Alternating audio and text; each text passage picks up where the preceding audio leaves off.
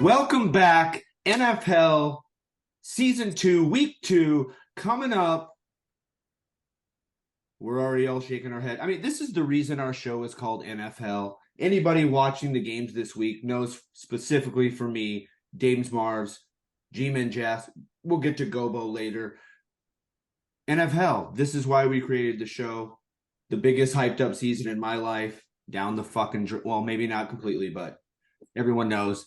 Aaron Rodgers, fourth play of the game, out for the season. That's all we got. Dames, welcome. Thanks for being here.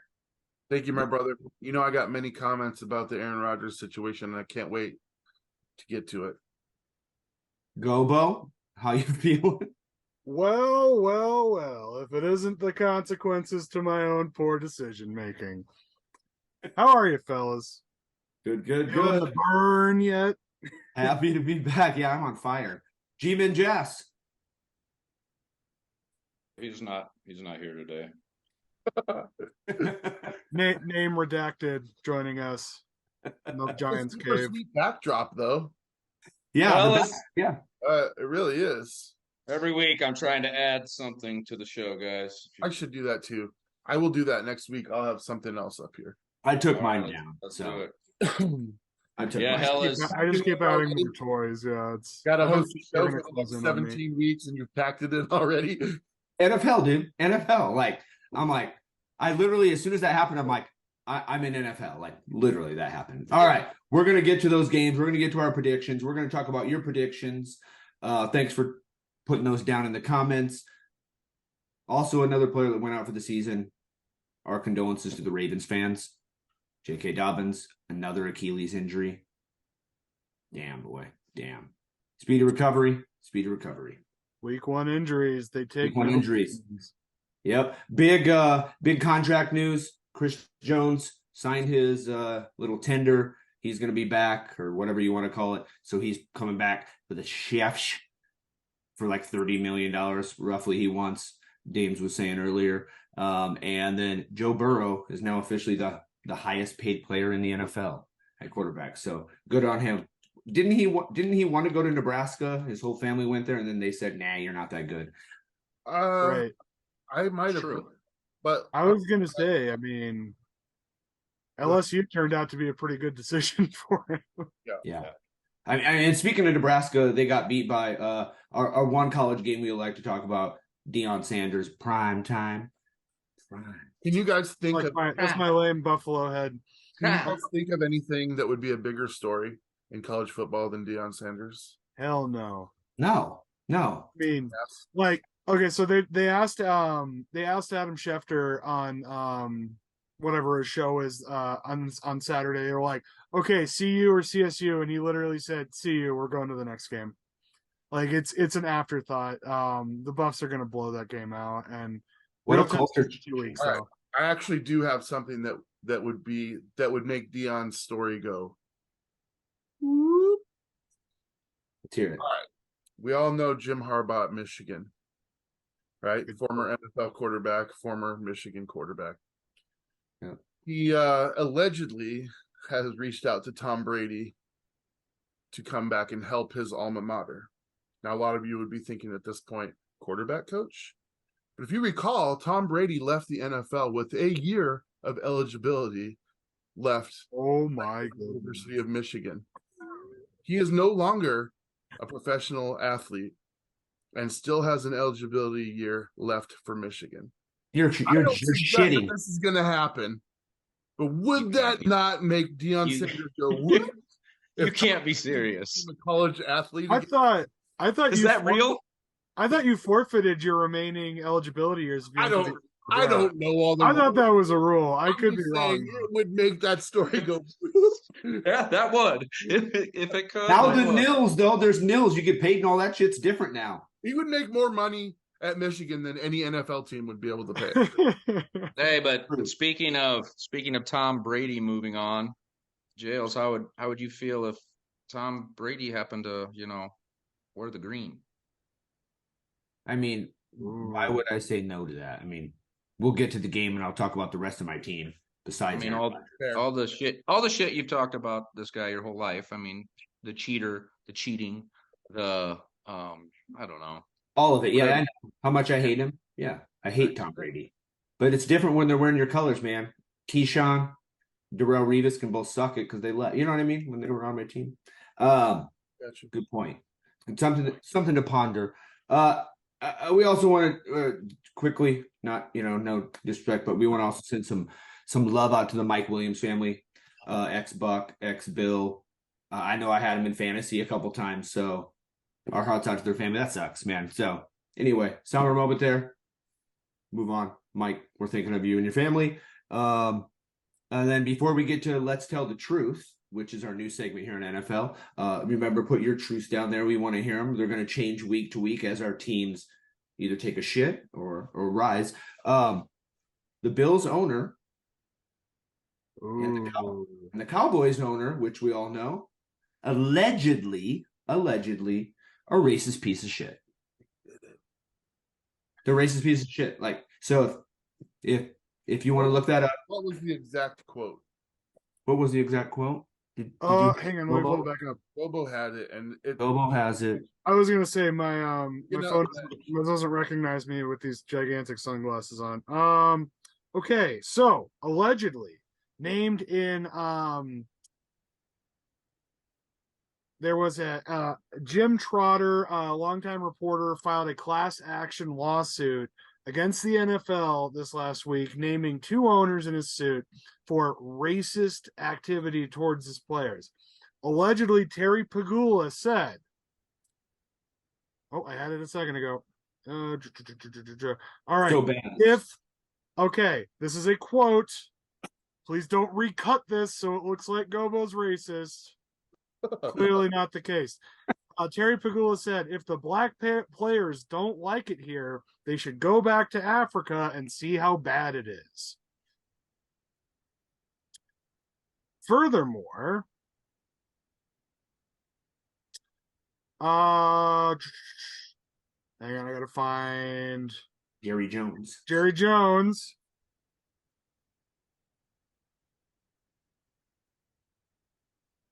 I actually know his quote by heart.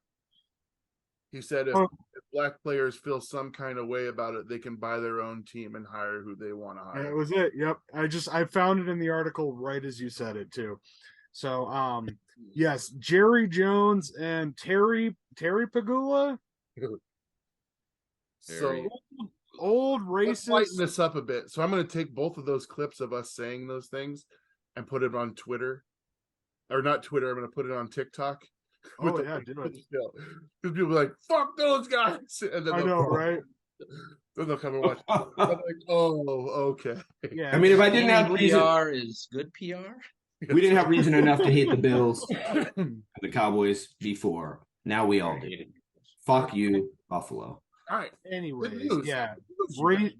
Old billionaire white dudes end up being racist. Breaking news. Breaking news. Sad, sad, sad. Okay, let's get into our newest segment called Let's Tell the Truth. We don't know how long this is going to take because I know for a fact that I could ramble on, so I do have help here. Like, people can cut me off, tell me, Jails, that is enough. Aaron Rodgers. The rule is no one can interrupt you during your truth, and no one gets to comment on it. Okay. All right. I'll start then. I guess I will start off this week of Let's Tell the Truth. It's shocking from last week because I talked about my secondary and they came to play, and my God, 3 interceptions. Josh Allen looked like a pile of shit. Anyway, obviously, my tell the truth is, let's tell the truth. Can Zach Wilson do it?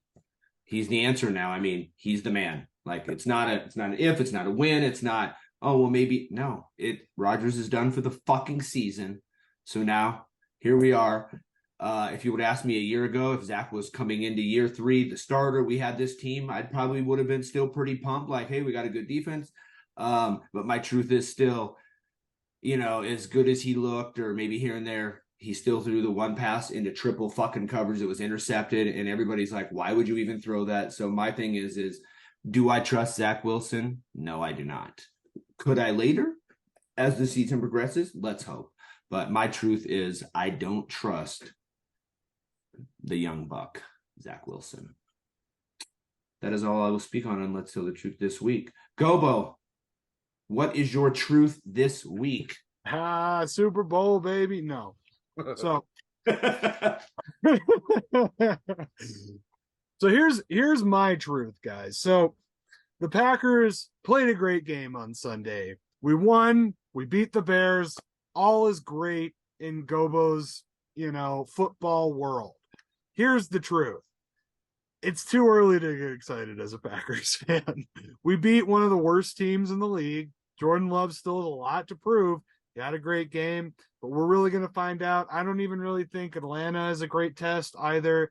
I think it's, week 4, heading out against those Detroit Lions. We're really going to find out what this kid is made of. So my fear is still the same, is that regardless of how the Packers are or are not this year, Lions are still the cream of the crop, and they kind of proved it in week 1.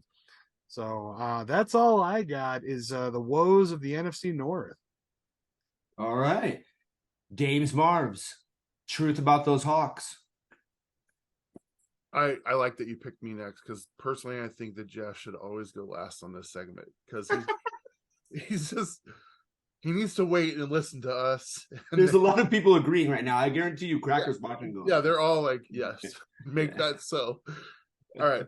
So I really hate to say this, you guys, but Seahawks fan, these are my truths for this week. Seahawk fans, at least the ones that post on social media, are some of the dumbest.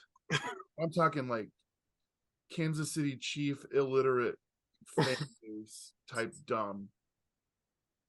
I mean, okay, let me back. Sorry. They want to start Drew Lock against the Lions. And I'm like, did you watch this game? They're like, the defense was bad because Geno couldn't move the ball and the defense was on the field the entire time.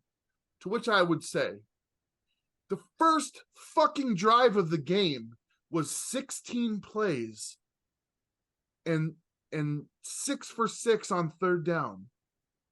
16 plays. That offense had nothing to do with it. That's the first time you touched the field this season. And you allow 6 for 6 on third down, 16 play, 75-yard drive for a touchdown. Are you kidding me? Drew Lock? All right, that's one thing. I think the Rams are not as bad as I thought. And that hurts me to say. I came into this game thinking they got Matthew Stafford, who's old. They got Aaron Donald, who's old. Those are the only 2 names that people even recognize on this team. And they got this guy, this rookie, his name's Puka. And their other receiver is Tutu. So I'm like, what? This is like just bodily functions? What the fuck? No, they're legitimate wide receivers. This kid as a rookie, first time he touched the field, 10 catches over 100 yards. Ridiculous. Which leads me to believe that my defense is not as strong as it should be, or as I believed it would be. Now, granted, we're still missing Jamal Adams. Big fucking surprise there. And our number 5 draft pick, Witherspoon, who may be a couple weeks out yet. That said, Bobby Wagner's back. He had 19 tackles, you guys. 19, I mean, this guy's already leading the franchise in tackles. He's already a first ballot Hall of Famer. 19 tackles. Ridiculous. We had 0 pass rush. Matthew Stafford, he pitched a perfect game, dude. Like, this is like the NFL's equivalent of pitching a perfect game in baseball. He was not touched once. Every pass was pinpoint accurate. And I'm telling you, people that are playing against the Rams, if you give him that kind of time, I don't care who his receiver. I don't care if Cooper Kupp is not there. He will light you up. So my truth is, my overall truth, I've seen this happen before with our defense. Pete Carroll always manages to put together at least a streak of like 8 games where the defense is just ridiculously awesome. And that brings our numbers to the middle. But the rest of the time, it's a dumpster fire. My truth is, I need that to happen sooner than later.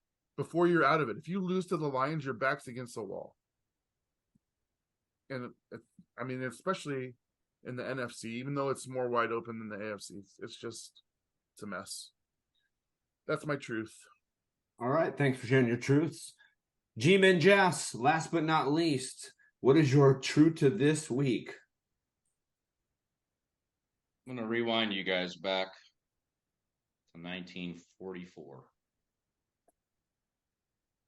This was the last time the New York Football Giants were scored on 2 touchdowns to start a game, neither of them being an offensive touchdown. I'm going to fast forward you to 2007. Steve Spagnuolo, first game coaching, Giants defensive coordinator. Giants allow 40 points week 1. And I believe 40 again in week 2. Giants go on to win the Super Bowl that year, guys. The honest to God truth, everyone. Don't believe week 1. Don't believe week 1 unless you got hurt, because you ain't coming back. But everyone else, week 2 is our week 1. Flushy flush, flush it down, flush it away. It didn't happen, Dames. You didn't lose to a division rival at home that you felt you should have beat. We didn't get shut out at home to a superior defense, a guy named Micah Parsons, who may be the next league MVP, which has only been done by the great Lawrence Taylor back in 1986. The conditions were just right for us to fuck everything up. Rookie center, march down the field, false start. Someone else, rookie center, bad snap. Okay, let's get a field goal, block field goal to the house. Possession, can't remember if we punted or if the next possession was the bounce off Saquon. Saquon catches it, gets smashed, pops up, defensive touchdown. Game's over. The game was over. Dan Quinn moves Micah Parsons around. He's not just coming off the edge. He's not just going around the edge. He is coming and attacking our rookie center. Our rookie center got schooled. He was the least scored PFF graded center in the history of week 1. Flush it away. Flush it away, Giants. All right. We go to Arizona. We rebound. We flush week 1. And we wait till Christmas. That's the truth. Jails, good luck with Dallas. That D is absolutely probably going to send you to your third quarterback. Sorry, Zach. That's all I got, guys. I was going to say, it's easy for you to wash away week 1 when you go to Arizona, and I go to Detroit. I go to Dallas. Well, and go time will tell. I just want to say I appreciate your smugness after week 1. It's never. It's charming, and quite frankly, you have a very punchable face right now. Jails. Seen it a million times, Dan. What I think about Jails' first truth was, I'm not worried about our offensive line. It's our safety that I'm worried about.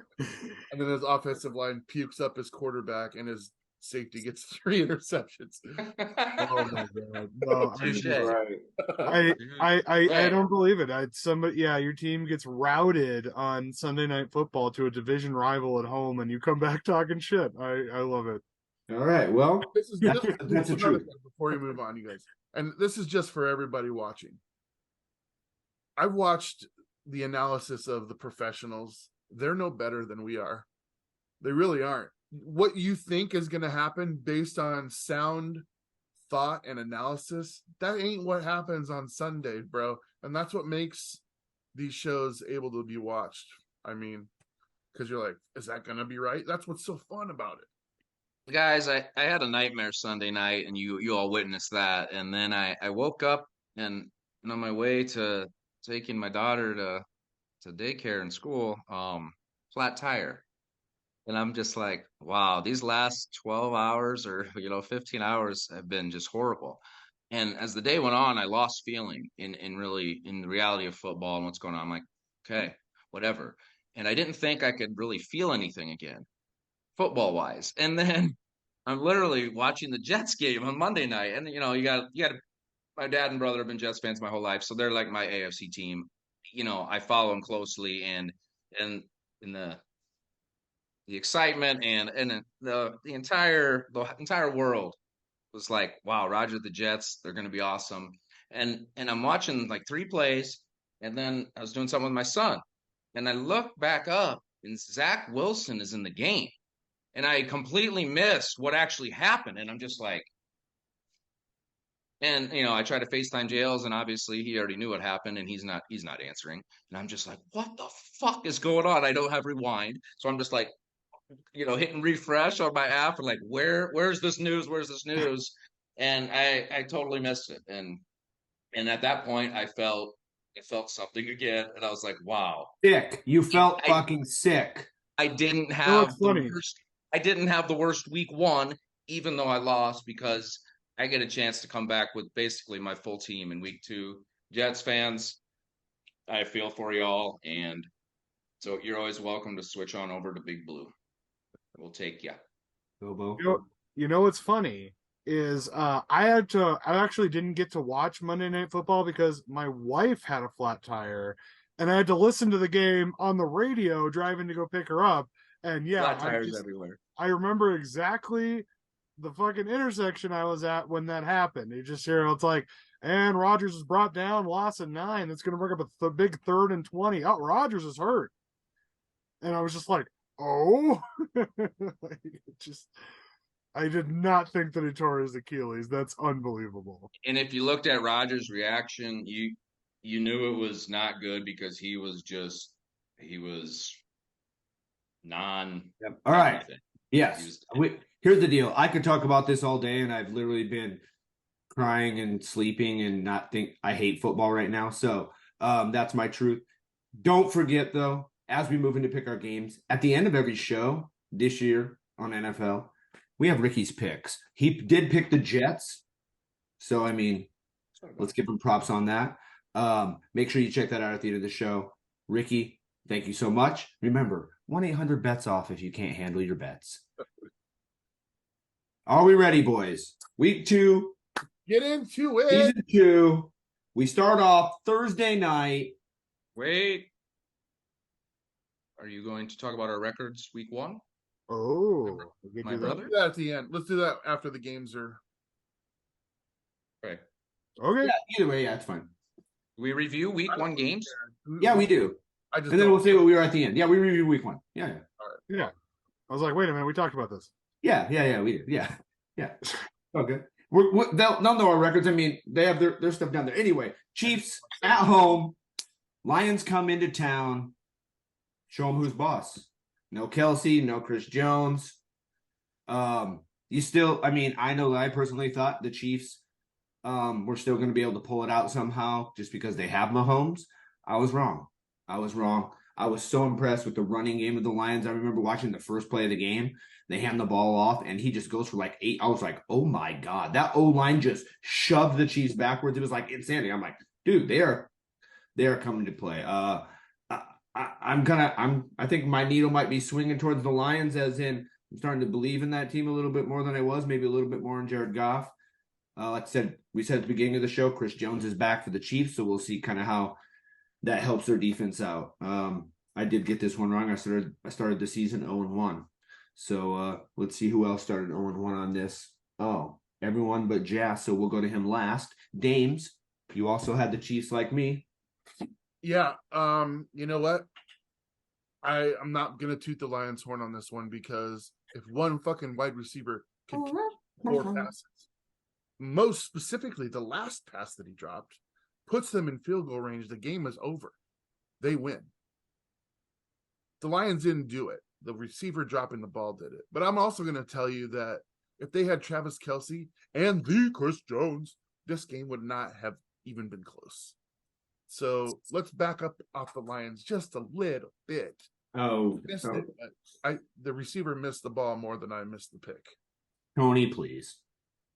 Gobo, join the loser club. Well, oh gee whiz, guys. That was a 1 point game. These are probably both division winners. It was a great game.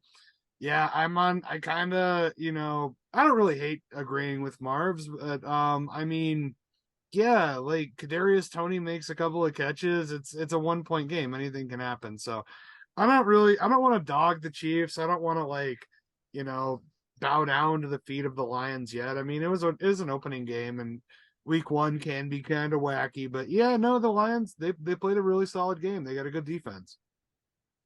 G-Man Jess. Guys, as I predicted, the Lions won by 1 point. I was off on the total score, but I got the difference right. And Jails, I have Tony, please, literally written on the top of my paper here. Kadarius Toney, thank you for leaving the New York Giants and getting us Darren Waller and Hawkins in the roundabout way through picks and all. I don't know what he's worse at, rapping, catching the ball, or staying on the field. I mean, we're guaranteed to see him miss numerous games this season. Hopefully he can catch the ball because, like you said, Gobo, he catches the last one, they're in field goal range, they're down 1. That game's over. And then also the main reason I picked the Lions, no Jones, and like you said, Jails, they literally ran it down the Chiefs' throat. That last drive that either ate up a lot of time, and I can't believe if they took the lead then or what, but there was a drive late in the game where Chris Jones would have helped out a lot. Yeah, Lions gained a game on all of you. Thank you very much. All right. So the pick 6 by Patrick Mahomes, very uncharacteristic, especially on an opening weekend. I don't think he'd ever thrown an interception on opening day. That was also through Tony's hands. There's memes of him with the ball. Trust me, I know. And I'm saying, like, he was an integral part of them winning the Super Bowl last season. I understand that. But this ain't last season. And he fucked them. Yep, he did. This ain't last season. All right. We moved down to Hot Atlanta, where we split here at NFHell 2-2. Falcons-Panthers. Falcons pretty much routed the Panthers. I'll start on this one again. I don't really think the order matters because I just feel like this game also I'm going to go with what you guys have been saying week 1, whoopity ding dong, because I don't feel like is Atlanta really this good. The Panthers I do think will not be that good this year, but I don't trust Atlanta being good even though they beat the Panthers with the rookie quarterback. So that's really kind of all I got to say on that. Gobo. Yeah, so I think I heard some analysis on this game, and I really kind of tend to agree with it, is that Atlanta has a good offense but is missing a quarterback, and their defense sucks. So it's like, yeah, they beat the Panthers. The Panthers are kind of perpetually in a rebuild. I thought they had something with this new rookie, but he's going to need time to develop. It's a hard stadium to come in and win. So yeah, just kind of an unexciting game, but yeah. Called it wrong. Atlanta gets the dub. James. Bryce Young era has begun. When will it end? Will it be one and done? I don't know. Everybody's thinking he might be a bust. He sure looked good in college. He did not look that great on Sunday. But again, I have to eat a little bit of shit because I gave the Falcons shit about their draft.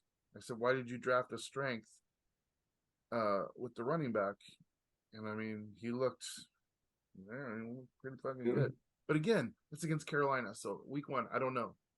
Desmond Ridder, not sold, but if they take the game this week, start picking up your Desmond Ridder rookie cards, ladies and gentlemen. Yeah, I shit the bed on this one too. Fuck it. Started 0-2. G-Man Jess. Guys, I predicted this one pretty close again. Had the 24 for Atlanta. And you're right, Dames. Bijan Robinson was really the only reason. I was on red zone, so I guess the only reason I saw him was they were in the red zone and he scored on a just sick catch, jump backwards, fully accelerate, bounce off a couple people, and made it look like he was on playground with middle schoolers or some shit. I was sitting down and that cut snapped my ankles, dude. Yeah, right. That was insane. And then they have their running back from last year, like you said, a strength that was over 1,000 last year. He scored 2 more touchdowns. They control the game. They eat a lot of clock, so their defense doesn't have to be on the field long. So even though they're bad, they're fresh, which makes them a little better than they would be if they're on the field a long time. So I think Atlanta's going to grind a lot of close games out, or be in a lot of close games. An interesting formula that they've got. Right. All right, moving on to Baltimore. This is the first game where we all got it correct because Houston's shit. VT, no offense. Hopefully you're watching in. We still keep tuning into you. Yeah, a little bit. Yeah. So we all kind of predicted this one.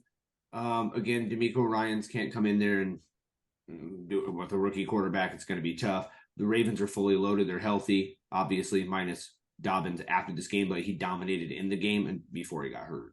So again, we all predicted this one pretty handedly. And I don't really see any I don't know if anybody has anything to add to this game. Not that I just want to whiz through it, but like it was pretty much expected. Lamar Jackson, Odell. I mean, Mark Andrews didn't play, actually. That was a surprise. Was he supposed to be out? I was just gonna say, I didn't think the Ravens even played that well. They made a lot of mental mistakes. They wasn't the best coaching performance, and they still won by double digits. It's just like that's how bad Houston is. I'm sorry. Yeah, I think NFHell Houston's there, but they do have some things to be to look at and say, okay, I think we do have some good things, and their defense hung in there for a while. I felt like it was a close game, maybe I was thinking that, but I don't know when Baltimore pulled away. But it seemed competitive for a while. They're a young team, rookie quarterback. That was my survivor pick, though. Ravens, easy win. Yeah, I've been thinking about this, and Houston fans, everything is new this year, so it's going to be exciting to watch. I mean, you're used to as a Houston fan, so anything different. Supposedly, with the strength of the coaching, the new coaching staff, and the height of your draft picks, it's just going to be an exciting season no matter what happens for you guys. So hang in there. Yeah, hang in there. All right, I'm going to say this next game, the Battle of Ohio. I don't know what the fuck is going on with Joe Burrow against the Browns. Or I should say the whole team. I mean, it's basically Deshaun's stupid. Oh my God. Like that defense, they run the ball. I mean, they're good. They're a good team. And the Bengals, I feel like this happened last year. I don't know if you guys remember. I think they started 0-2 last year, or 0-1. They kind of looked like shit the first week last year, and we're all like, what's going on? So again, don't hit the panic button, Bengal fans. And then again, I hate Dick touch guy, so I don't even like the Browns. We all picked the Bengals and we all lost. So all lost. Yeah. James Mars, yeah. Burrow got his money and now we don't care. Literally like the day before he signs it. Dude, I'm just saying, that was my impression of a Seahawks fan after that game. Only as a Bengals fan. Good one. I like that. You sounded just like a Bengal. Say stupid shit, dude. Rawr. Rawr. Gobo, what do you think? All right, so a couple of things here. I think it's important to note that Joe Burrow got 1 point for almost every $100 million of his contract. So, yeah, it's 3 points, 270 mil, 100 mil a point is not a great rate. Bengals management. I thought that was an interesting point. Other 2 points, I got to talk about the Browns. Not talking about DTG, Dick Touch guy. But nice. Browns defense is better than people think. Myles Garrett, dude turned it on like crazy this weekend. Can the Browns be sustainable? Maybe win that division? I mean, it's like it says week 1 is way too early to tell. The defense looked legit against Cincinnati. And then also Nick Chubb. Dude's a stud, man.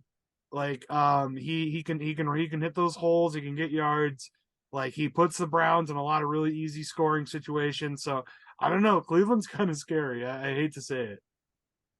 DTG with Chubb. I love DTG.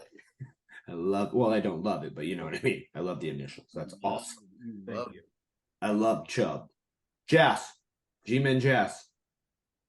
Guys, I was actually writing notes on some of these games that I completely forgot about, but I have a good one for this game. All right. You're telling me that your bazillion-dollar franchise quarterback who has went to a couple title games, I can't remember what Burrow's all done, lost a Super Bowl. I mean, he's done a lot of really good things, and you have the ball, and you have over 4 minutes, and you have your timeouts, and you're down 3 scores. You're only pulling him because it's week 1 and he's coming off the little strain. I mean, you're not pulling him in a Super Bowl. You're not pulling him in a playoff game. You're not pulling him in a game to get in the playoffs. Isn't every game in the NFL as important as the next to get into the playoffs? And they're pulling Joe Burrow with that much time left, only 3 scores. It's happened many times in the NFL. And Gobo, to your point, their defensive line was getting after it, and I think they were scared, and they conceded the game with over 4 minutes left. And Daniel Jones was in the game with a minute left, which was dumb on the other side of the spectrum. Crazy shit. Dumb.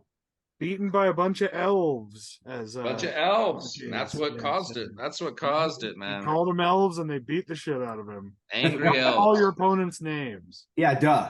Don't people? That's another thing here. Like on NFL, I was like, you guys calm it down. Like, why do players or coaches do that shit? You talk shit about it, and almost every time it backfires, and they just kick your ass because they just put that little bulletin board thing up in there and go, this guy thinks he knows so much about us. Let's kick his ass. And you usually do. It's just they need that little edge because they're all good, man. Everyone's good. All right, let's move on to the game I went to. This also adds to my NFL. I drove all the way to Indy, stayed there for 2 days to watch my favorite band, Pearl Jam, perform. And then literally when I'm at the Colts game, because it was the same, we went in. I was like, you know what? Might as well go to the Colts game while we're in town. I get a text with the concert got canceled. So then, fucking A, I have to drive home. So there's 24 hours on the road on the weekend. I'm tired as shit. Watch the Jets game 3 plays in. I want to fucking, whatever. You know what I'm saying. So I was watching Stat Tracker to see what their set list was. I was like, why isn't this populating for like 3 days? They're usually like within hours. Yeah. Right. Yeah. I didn't know it got canceled. Matt Cameron, rumor has it, has COVID. Oh, man. You know what? That's crazy. They just canceled Rancid and Rise Against in Denver. I wonder if it was for the same shit. And Guns N' Roses canceled in St. Louis or because of COVID as well. Like, I don't like this. Flashback to last year when we went to Pearl Jam in Vegas. Canceled. Good times. COVID. Good times. Anyway, Fuck you. NFL merging. It's weird. NFL's merging. No, it's just musical hell. Pearl Jam. Yeah. Right. Yeah, it is like world hell. Yeah, they're fusing. And one of our flat tires was Rogers, and one of ours was Dobbins. What the fuck's going on? I was gonna say, you guys, we made it all the way through the Baltimore game without saying anything about Dobbins. By the way, Did we really? Yeah, we totally did. So I just hit it. It was such an uninteresting game. Like, it was ugly. It was not fun to watch. Yeah, I'm sorry. We're getting off track. Yeah. It's all good. We're gonna move on to that game, the Colts game. I'm just gonna keep starting these, I guess. I was at the game. Richardson, as a rookie quarterback, I thought came out. They had some smart play calls for him. They drove down the field. He looked pretty good. It's just that he's not there yet. And the Jags early on were kind of making some mistakes. Some shit happened, and they got it rolling, and they pulled away. And it was pretty easy to see being at the game. The Jaguars are the better team. I'd be excited as a Colts fan. Richardson, just make sure he slides a little more. He's trying to be a little too run everybody over. Get down, bro. Get down.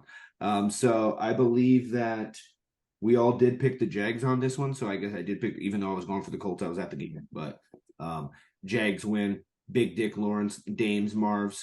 How'd your boy? Well, I don't want to talk about Lawrence at all. I think they played not a very good game, and they still came out victorious. But I want to talk about Richardson. I don't want to talk about the Colts in general. make a couple predictions. Okay. They're a couple years. Ooh. They're a couple years away, you guys. Oh, okay. So write these down.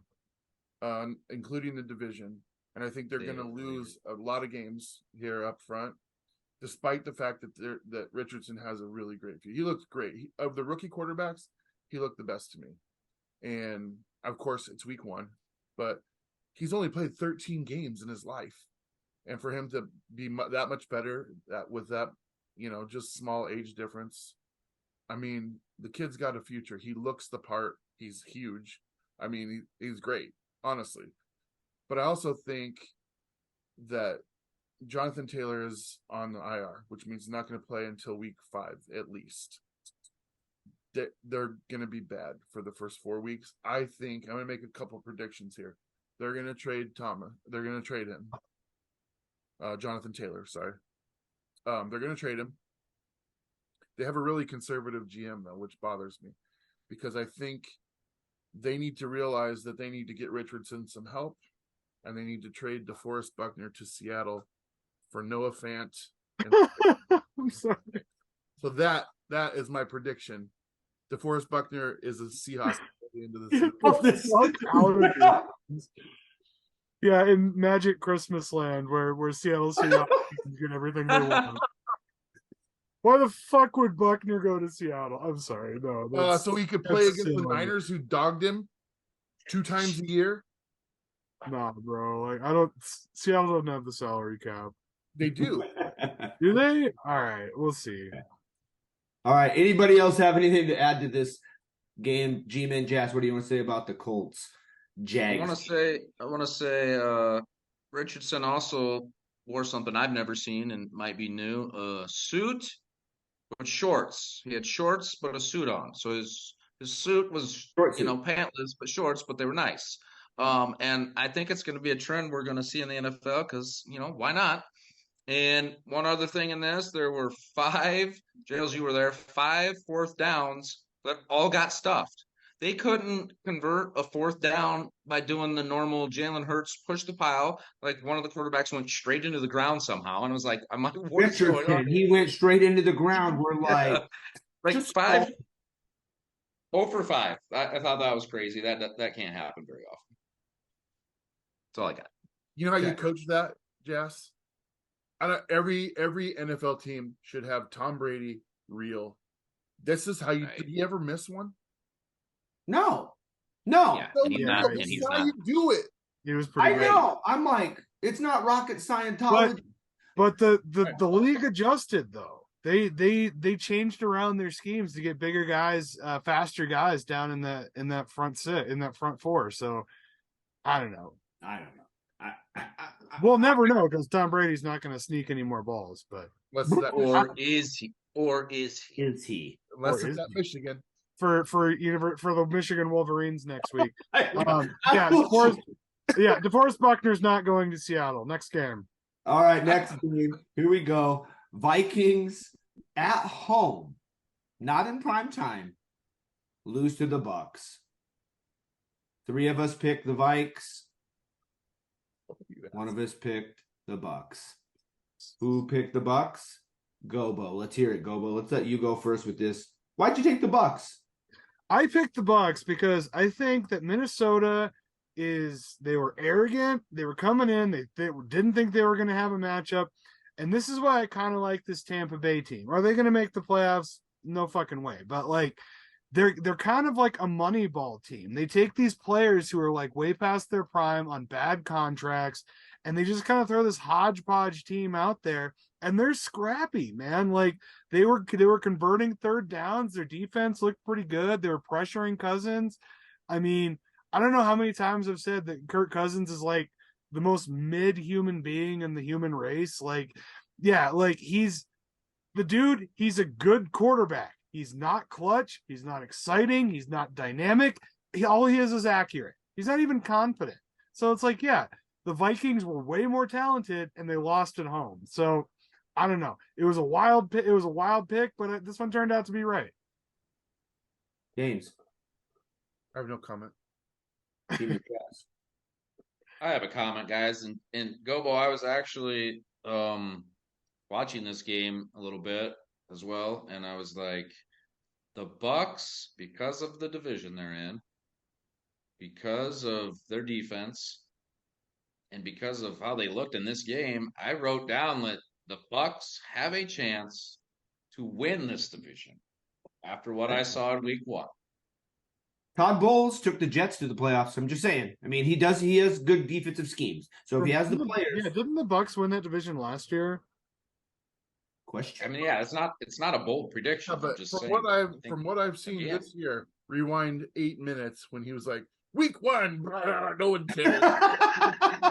The Giants lost fucking a bazillion to 0, so rewind. Okay. All right.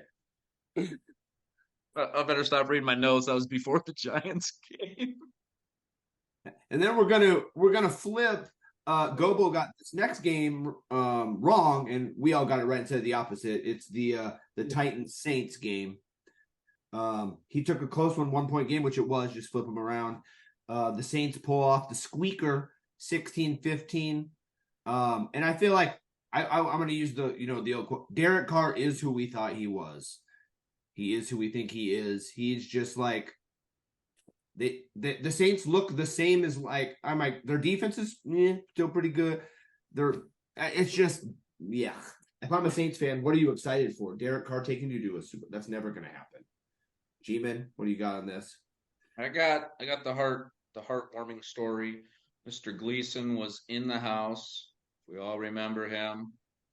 Block punt after Katrina. ALS.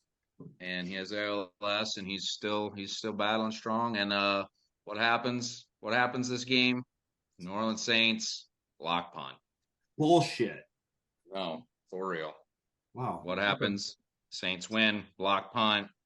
And like I predicted last week's episode, Tannehill, you're one more game away from fucking getting benched, bro. That was bad. He looked like garbage, easy throws. I mean, I think he targeted Hopkins like 100 times and he caught a few passes. It was bad. It was bad. James? Who's their backup quarterback? Is it Malik Wilson? They drafted too, Malik Willis. Yeah. What are you doing? What are you doing? Okay, you say Derek Carr is who we know. No, Ryan Tannehill is who we know he is, which is not an NFL quarterback, for fuck's sake. You have the future there. I commented that Mike Vrabel does so much with so little, and now they have something that they could use as at least an excuse for losing this game. Think Gleason excuse? This is ridiculous. You guys, I love Steve Gleason. That was amazing to see again with the block punt. I mean, but I also have to say, I felt extremely sad in my heart when they showed him because he looks very close to the end. I hope that's not the case, but I was like, that's getting worse. Barely see a skeleton there. And it just, we followed the story, Jails. I mean, Jas, you too, probably, just because of the ties to Pearl Jam. But my goodness, I still don't know Derek Carr. I still don't know. Right, yeah. I don't know. Yeah, anything to add to this great quarterback battle? Derek Carr is who we thought he was. Yeah, let him off the hook. Yeah, no, I honestly. It was such a close game. I don't even feel bad about picking the wrong team here. I thought Tennessee was going to pull it out with the run game. New Orleans defense is like 1% better than I thought it was. I still don't think they're a very good team, but yeah, just pulled out the squeaker. Yay Saints, boo ALS. Let me ask you guys this. The coach for Tennessee, you seem to like him. 2 minutes and 20 seconds left, 4th and 6. Kicks a field goal. Instead, 4th and 6. And then they lost by 1. You mean they didn't get the ball back or what? I mean, they had 3 timeouts. Yeah, and they it was the right move. That was all right. Yeah. I mean, you can. I'm going to say that that's what I would have done, but I can also see where people would be like, "What the fuck are you not going for it?" I can Fourth see and mid. I mean, fourth and mid. or less. If it's 3 or less, I'm going for it. But if I need 4 points, I'm getting as many as I can, and then trusting that they're just going to run the ball 3 times, and I'm going to use my timeouts, get the ball back with a minute 40, and hope that I can get a field goal out of it. Yep. All right. True, I guess. I guess we did watch Tannehill just do that. So yeah, maybe that was a good decision in hindsight. Thanks for bringing it up, though, because I love those kinds of analysis. Yes. Why did he do that? Right. Make sure you're commenting down below. Tell us what you think. Again, we're just going through this last week's games. We know you guys, it's a crazy week 1. And this is another crazy one, I think. And not maybe the outcome, but just kind of what happened in Pittsburgh.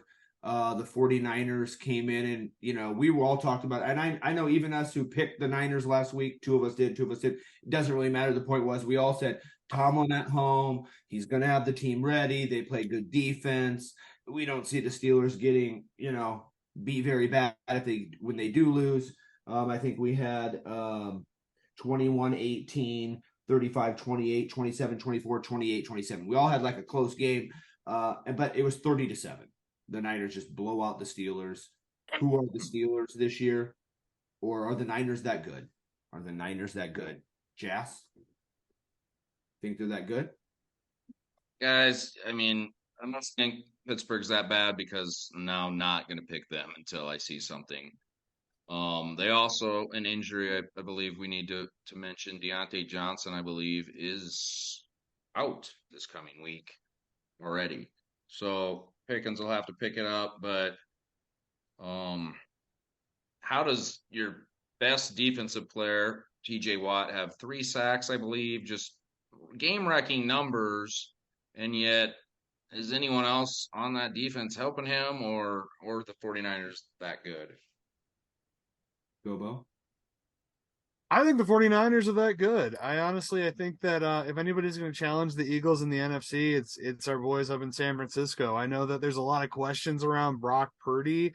I honestly, from the first time I saw that kid play, I was like, this dude's not a serviceable backup. He's a starter quality player. And so I've always been kind of on the Brock Purdy train for San Francisco. He had a very good game. Brandon Ayuk is a total beast. Christian McCaffrey, 65-yard run. Like, they got a great defense.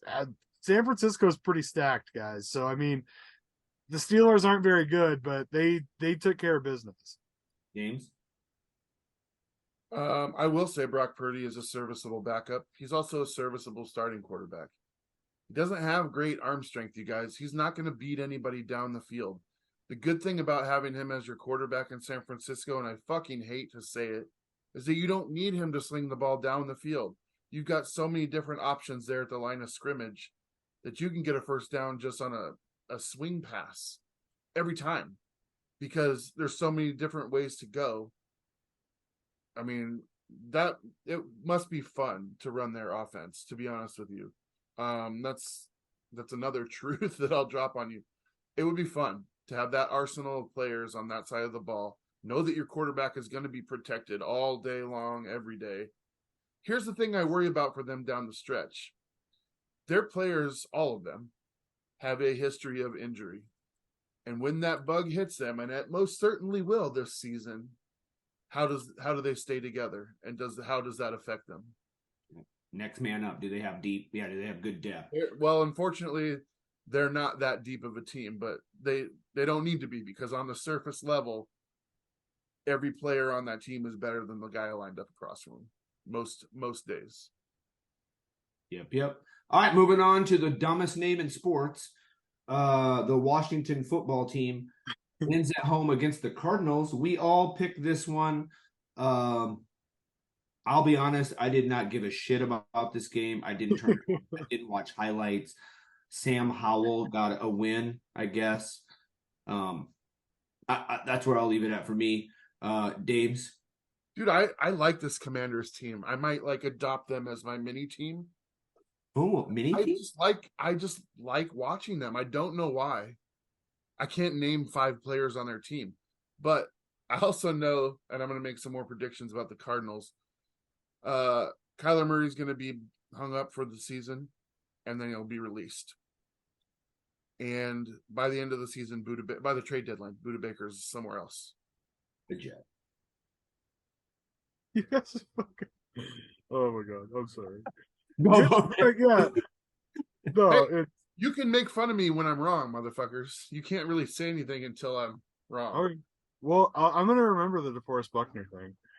I hope you do, because when he comes to Seattle, I know, if I turn on my phone and it says DeForest Buckner as a Seahawk, I'm just going, fuck. Yeah. What do you think about this Commander game, though? Did you watch? Were you into this one, Gobo, or not? I did, because I made the wild prediction that they were going to shut the Cardinals. Oh yeah, 38-0. I was right. A team got shut out. I just got the wrong NFC East team. But yeah, no, it was pretty uninteresting. The Cardinals are so boring to watch. Yeah, I think Washington's got a pretty good defense. I like Terry McLaurin. I think they're missing a couple of pieces to be a real contender, but they definitely had the edge in this one. It was just the Cardinals played a little bit better than I thought they would. G-Man. Yeah, I think we all predicted Washington to beat them pretty good, or at least myself and Gobo. Arizona's defense is middle of the pack or better, I think. So they will hang with some of these teams for a while, but I think the talent and everything else just kind of shows at the end of the day. And it's going to be a long season, but I think that's what Arizona wants. Getting rid of Murray, getting Caleb Williams, and off they are. Off they go. I wanted to put this in the news segment, but I forgot. But thank you for bringing it up. Caleb Williams' father came out yesterday and said Caleb may come back for his senior season, depending on who has going to pick awesome. them. He didn't say depending on if Arizona has a. But we all know. We all that's what that know. meant. I did see that story as well. Caleb Williams. Right. You can give the Arizona Cardinals the first pick of this upcoming draft that's not you, and they're still going to be the first pick of the draft your senior year. So you're going to be a Cardinal, my friend. Yeah, no shit. All right. Gobo, you're starting this one off. Your boys went down, over, side, whatever, to Chicago. Put the sunglasses back. Oh, here we go. Let's hear it. How did you look? How did you look? Oh my god. So honestly, like I don't know why you guys like pick the Bears. I don't know what Justin Fields has to do to make people lose confidence. Like he's not a good quarterback. Like he makes some dynamic plays, but like the Bears did not get any better when they drafted him. So it's like, yes, the Packers won. They played a complete game. Defense looked awesome. Jordan Love made a couple of really nice plays. I'm hoping Aaron Jones isn't injured long term because he's a big part of our offense. But yeah, we beat we beat an inferior team. So it's like it's hard to even gloat about it. But I'm going to because it's the Bears. And everyone was talking shit, saying Justin Fields, this is his year. And my brother came over and watched it with me. He's a big Bears fan, and I just got to see the light gradually die in his eyes a little bit, and it was a glorious moment. And I'm gonna chime in. I don't know why I picked the Bears. I fucking hate Justin Fields. So I'm gonna look back at my pick and go, "Hey, dumbass, what were you thinking?" Obviously, hindsight's 2020. It's pretty easy to pick. I am surprised. I mean, I have friends that are also other friends besides you, Gobo, that like the Packers. So I'm glad to see them win. I don't like the Bears, so I just don't like Justin Fields. I'm with you on that. I think they're gonna suck. They're gonna be the last place in the division. James. I don't want to have to eat shit on Justin Fields just yet, so I'm not going to. He was their number one rusher, like I predicted. He only had 60 yards, but still for a quarterback, that's pretty good. But also that's problematic because you have a running game that doesn't have 60 yards beyond your quarterback. That sucks. The Bears still need to give him help. He doesn't have enough help. I'm not saying that it would make a difference, but I'm not saying that it wouldn't either. So defensively, they're kind of a mess. So I don't know. The Bears are an anomaly to me at this point. Jordan Love looks good though. And I can accredit that to him sitting behind one of the best quarterbacks we've ever seen for a couple of years. It definitely did him some good. Remember, guys, Justin Fields did not have that luxury. He was thrown into the fire. But I think with the tools that he has, he could have benefited by sitting behind someone like that for a couple of years. G-Man Jazz, anything to add to this game? Yeah, Jordan Love, I said he would lose in a close game, but he didn't even have to experience that because he was good. And Aaron Jones was an absolute beast, and I hope that isn't I don't know if it was a hammy or whatever, but let's hope that doesn't linger because that was the driving force. And then you get down the red zone, and Dobbs is his man. Made it look easy. So yeah, Bears. I feel like you guys do. I probably will be picking against them until I see something else. Bears fans, you're in NFHell. Welcome. Again. All right. Speaking of NFL, go out to Denver. Dames, we're going to let you start with this one. Russell Wilson losing at home. The gift that keeps on giving. He looked great in the first half and then disappeared into a closet for the second half. Maybe he's kissing babies. I don't know. But they lost to the fucking Raiders. Raiders are in contention for one of the worst teams in the NFL. And they won at home to the Raiders.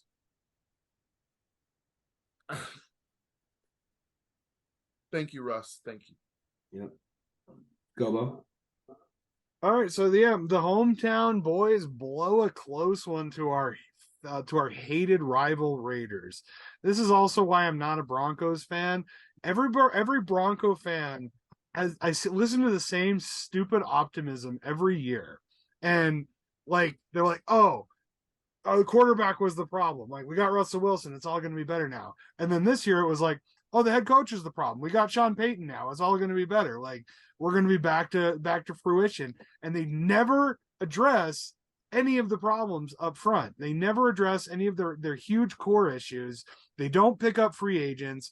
They just they go through the same fucking process every year and they wonder why they still lose. Like, this is going to be 8 consecutive losing seasons for the Broncos after winning the Super Bowl. And yeah, it's like the Raiders are terrible. That's why I picked the Broncos to win this game. They're not a good team, but they're better than the Raiders. And they found a way to lose at home after statistically the Broncos have won the last 16 of 18 home openers because that stadium is so hard to win in. Like, you'll see it in a couple of weeks here, Jails. Mile High is loud as fuck. And they lost to the Raiders. So yeah, Broncos suck. I'm sorry, I had to throw in a few jabs there. Oh, you're all good. I mean, Dames loves that. G-Man. All right, guys, it's time for me to gloat again because I have the first perfect pick of the season. I predicted 17-16 Raiders on the road. 17-16 Raiders was the score. The first perfect pick. Garoppolo finds ways to win. Targeted number 2 receiver, scored 2 touchdowns. Their addition, Jacoby Myers, familiarity with all those guys. Adams targeted a bunch of times. And the Raiders are going to find a way to win a lot of these games against middle of the pack or lesser teams to keep their record somewhere right around 500. Final thought, you guys, on this game? Does Russell Wilson last the season? And I ask this because coach was put there not to fix Russell Wilson, but to fix the Broncos. So what do you think? Keep your coach's name out of my mouth. Out of your mouth. Out of your mouth. Yeah, I'm like, Joe, it's like, yeah, hey, Sean Payton, why don't you fucking worry about your own team? Okay? We all know you have issues. Suck it. You don't have Drew Brees anymore. Oh, you were literally, yeah, okay. Yeah. That was quite a thing that Sean Payton threw all that shade. But yeah, I think Peyton he doesn't like to lose, and I think that if the Broncos if they do drastically bad, which is totally a possibility, like if they go 0-5, then they're going to release Wilson. I'd say they just straight up release him. They take the cap hit, pay the penalties. I mean, what is there? Is there a trade a target that wants that contract? Nice prediction. Oh wow, new development. Oh my, Russell Wilson okay, to I the think Jets. Seattle has $28 million in dead cap money right now, but that's over like 9 or 10 players. Yeah, you're talking about 30 plus dead cap space for one guy. Sean Payton, because Sean's probably going to be it's either me or him, and then maybe the front office will be like, "You're right. We need to just get rid of the Waltons. I mean, they don't care. They're gonna sell Broncos shit at Walmart anyways. But truth." I'm just saying, I'm saying if the Broncos start 0-5, they release Wilson. That's another bold prediction. I don't know if the Broncos are that bad, but they might be that bad. I don't know. We'll see. We'll see. Week 1, like I said, hard to predict. Crazy shit. Yep, and make sure as you're picking, make sure to stick around. Ricky's picks at the end. Take his advice on some of these games. And again, bet smart. Next game, we're moving on. We went okay. A high scoring affair. Fuck the Dolphins. G-Man Jazz, we're gonna have you start this one. Dolphins 36, Chargers 34. Wow. If you're gonna tell me Travis Kelce was the best player in NFL last year, I think you're gonna want to say Tyreek Hill might be the best player in the NFL through week 1. This offense runs through, around, and over. No one can guard this guy. He is on pace for well over his predicted 2,000-yard season. Of course, 1 week only. But this offense in Tua looks to be elite. Health, obviously, will be the main thing, but the offense has a way of just getting rid of it quick, getting these guys the ball in space, and he's running it flawlessly right now. So Miami's going to be tough to beat. High scoring game. It might be in a lot of them. James. Yes, I do need to respond to this. Yeah, I have no problem admitting that Tyreek Hill was the best player in the NFL in week 1. I can definitely say that. I'm not going to say he's the best player in the NFL, period. But also, think about this. He was on the same team as Travis Kelce and Patrick Mahomes, and they couldn't make it work. I mean, financially, they made it work on the field, obviously, but financially they couldn't make it work. And I think they're going to be running up against a lot more of that. Like 49ers are in that position too. You guys know I like Tua. I was high on Tua last year, but then he got hurt because I said at the beginning of the season last year I thought the Dolphins had one of the best rosters in the NFL. I kind of had to stop following them after Tua got hurt. So I didn't realize that he was even available to play for them in week 1, which is that's bad on me. But I got my eye on them because what I saw Sunday was some pretty exciting football. Their defense could use a little better effort, but if their defense can play 75% with the power of their offense, they're going to win a lot of games. Gobo? What was my score line for this game? Because I feel like I had it pretty close. 45-41 Dolphins.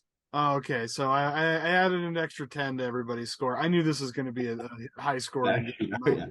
Like it just both teams have great offenses, have a lot of offensive weapons, and just pretty subpar defenses. So yeah, I mean it's an exciting game that I really didn't give too much of a shit about.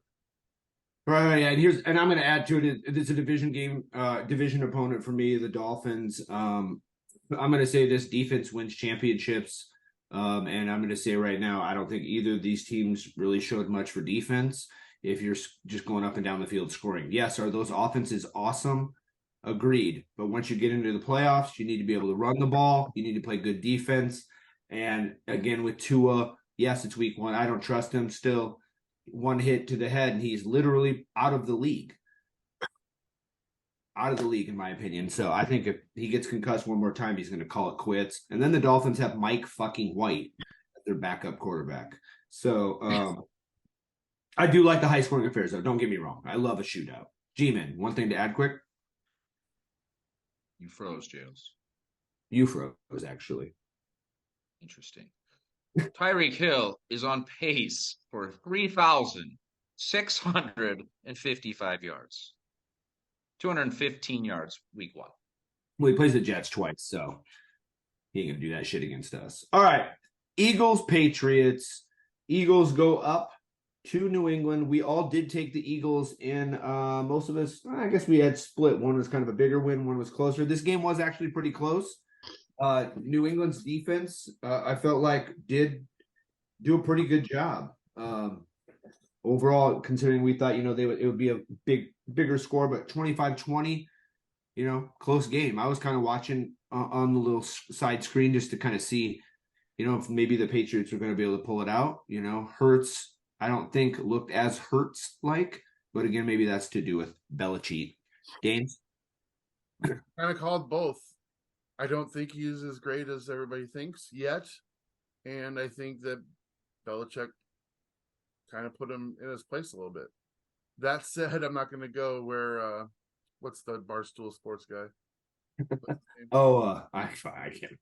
He put out like a power rankings, NFL power rankings. It was like he had the Patriots at 3. That's so fucking stupid. Dave Fortnite. I'm looking this up. But yeah, tell me who 1 and 2 were. They made sense, but then the Patriots at 3.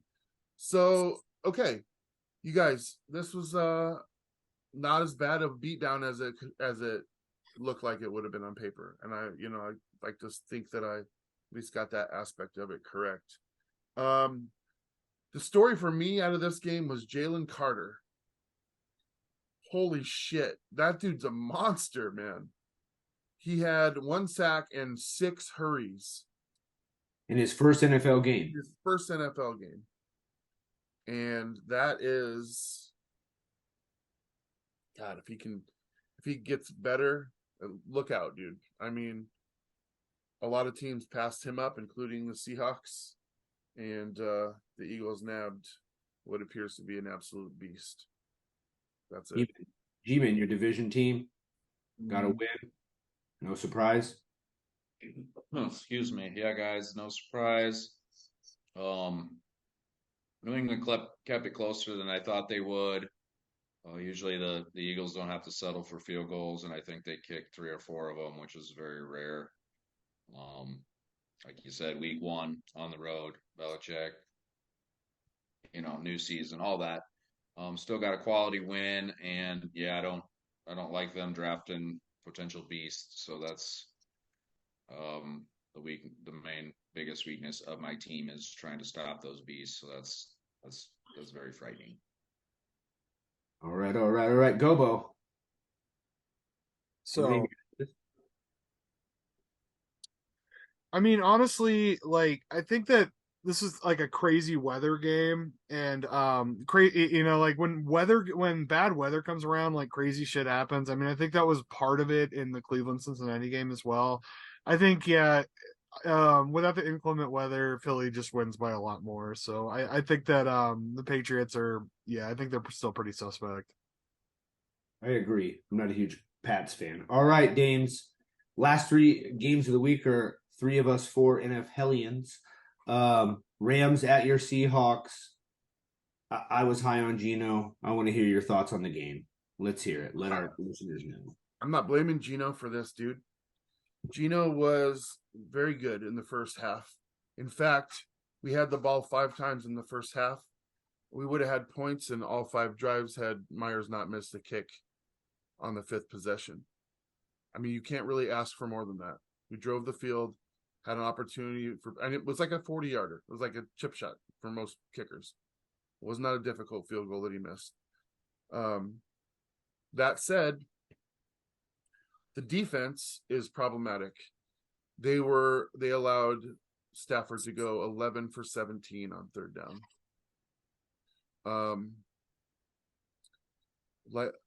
Early in the third quarter, left tackle goes out. Next drive, right tackle goes out. Those are both second-year guys and monuments on our line. So we were left with a Damian Lewis on the right guard who's already hurt coming into the game. And then 2 less than tackles, which guards you may be able to get away with, but tackles, there's people coming off the edge on every play pretty much. Once they find out that those guys are out, big surprise. We had 12 yards in the second half, and 9 of those were on the last carry of the game when the game was already over. So 23 unanswered points in the second half. Pete Carroll's got a lot of shit to figure out. Am I worried about it? No. Did it suck my asshole? Yes. Not Gino. Right. It's week one. Let's not over or undersell any team. So we all did pick the Seahawks, and I feel like we all picked them pretty big because we all thought the Rams with Stafford, these young receivers, they're getting old, McVay.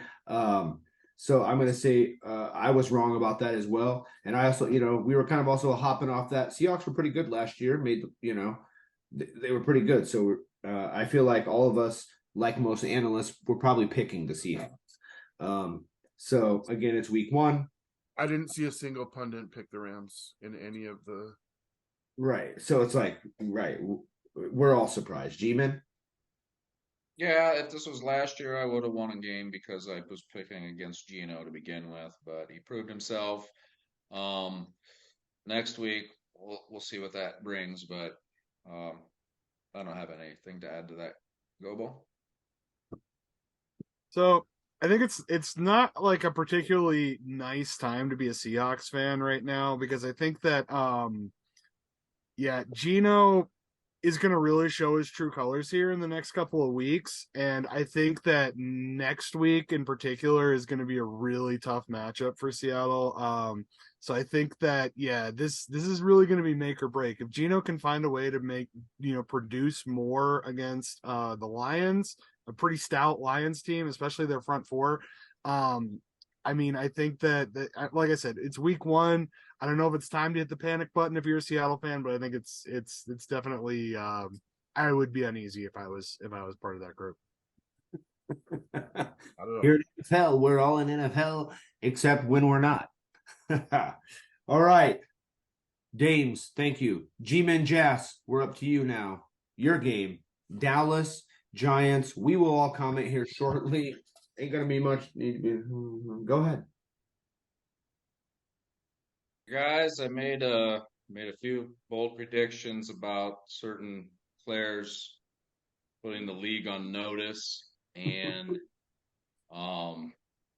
if Dallas's defense didn't put the league on notice and Micah Parsons put the league on notice, you're not watching football. You can say Danny Dimes sucks. There was no quarterback in the league that was going to do anything in that game. It was the perfect storm of rookie center, bad weather, Sunday night football, the leap of certain players. I don't know, but I'm going to get off of that and just talk about each of my layers of my team. My offense was obviously the O-line.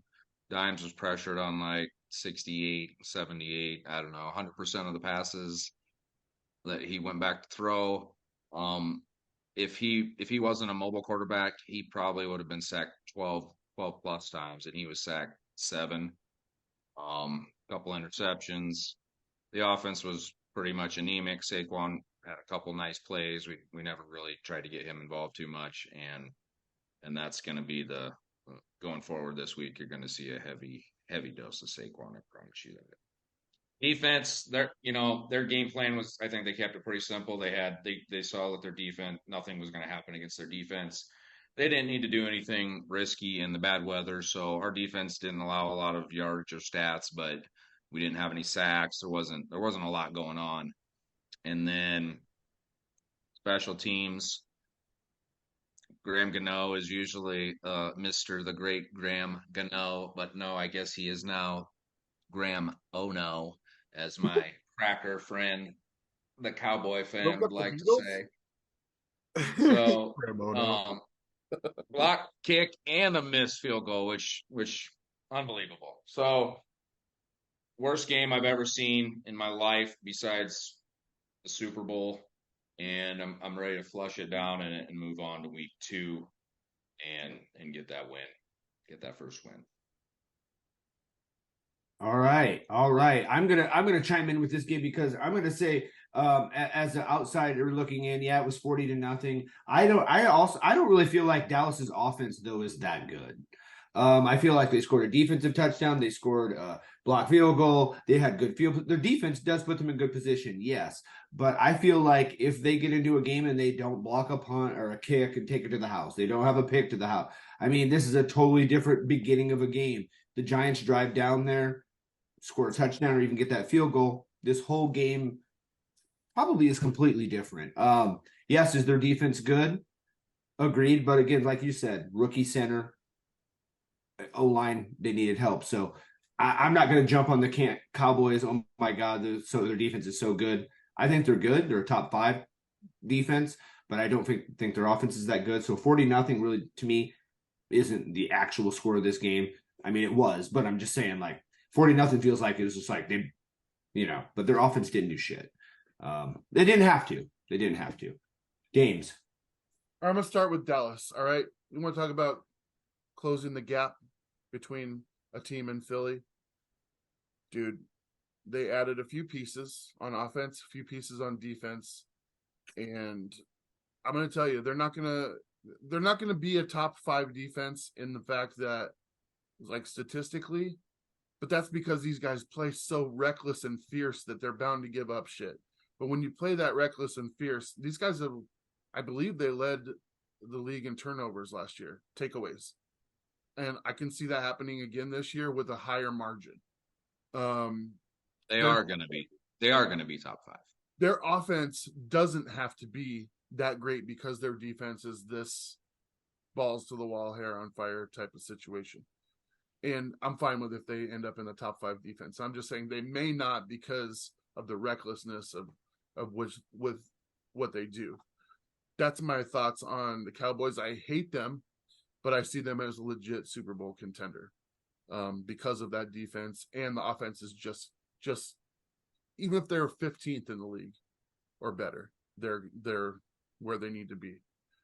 Do you believe in Dak? I don't think I would want him as my quarterback, but at this point, he's been in Dallas 8 years now. He knows what's going on there, and it would be hard to make a change at this point unless you had another. I mean, what are you going to go, Lamar Jackson?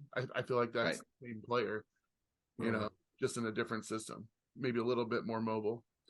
You're talking about Trey Lance? Trey Lance, you mean? Sure. I mean, they always have that option too. Yeah. We still don't know what kind of player he is. He played 2 quarters, quarters and went down. Anything about that was a good move for them. And I liked it because it made the 49ers look so stupid. Anyway, now I'm going to say something that's extremely unpopular. I believe the Giants made a huge mistake in this offseason. I think they should have franchised Danny Dimes, and they should have offered the contract to Saquon and then sought a quarterback in later on. Because I don't see you going anywhere with Daniel Jones. I'm sorry. Go ahead. So they actually did offer Saquon the $13.5 million that he did not take, and then they gave Danny that so they could franchise Saquon. Their intention was to franchise Danny Dimes and give Saquon the deal. Saquon didn't take it, forced their hand. They like him enough and believe in his work ethic and what they've seen to say, all right, we can give him 4 years, 160. Let's go, Saquon, your franchise. So that is what they wanted. That is what they wanted to do. At least they had the thought that he's not going to get us there. But I don't know why you would go back on that afterwards. But whatever, we'll see how it plays out. I mean, I could be totally wrong. That's my thought. Gobo. So I think that this game says a lot more about Dallas than it does the Giants, honestly. And if y'all will remember with me here, we'll take a trip in the time machine back to last week when I said the most important person in the New York backfield is going to be Micah Parsons. Yeah, honestly, Dallas has one of the best players in the league playing linebacker for them. And do I think that Dallas is going to win the Super Bowl? No, but I think that defense has won championships many times before. And if you can't score on a team, you can't beat a team, especially in the NFL. Dallas will find ways to get any amount of points, with big points, small points, it does not matter. So Dallas is kind of a scary team. I think they could be a dark horse Super Bowl candidate, but I'm with you guys. Dak is not a Super Bowl contending quarterback. I think that he shows, flares of competence sometimes, but in the big game, do you see him beating an Eagles? Do you see him beating a 49ers? Not even close. Reminds me of Derek Carr being with it's time. It's his time is running out. What will happen? Right. And then plus Jerry Jones is racist. So yeah, fuck the Cowboys. Fuck the Cowboys. Racist. All right. Moving on to the last week. Last game of the week. Obviously, I'm going to start this one out. Dear God, what a horrible start to the game. I couldn't handle it. I thought it was a bad dream. I'm a Jets fan. This is what happens. It's like everyone knows. I feel like I'm always just the guy over in the corner. Everyone else already knows what's going to happen, and I'm like, I'm just la, and then it happens every time.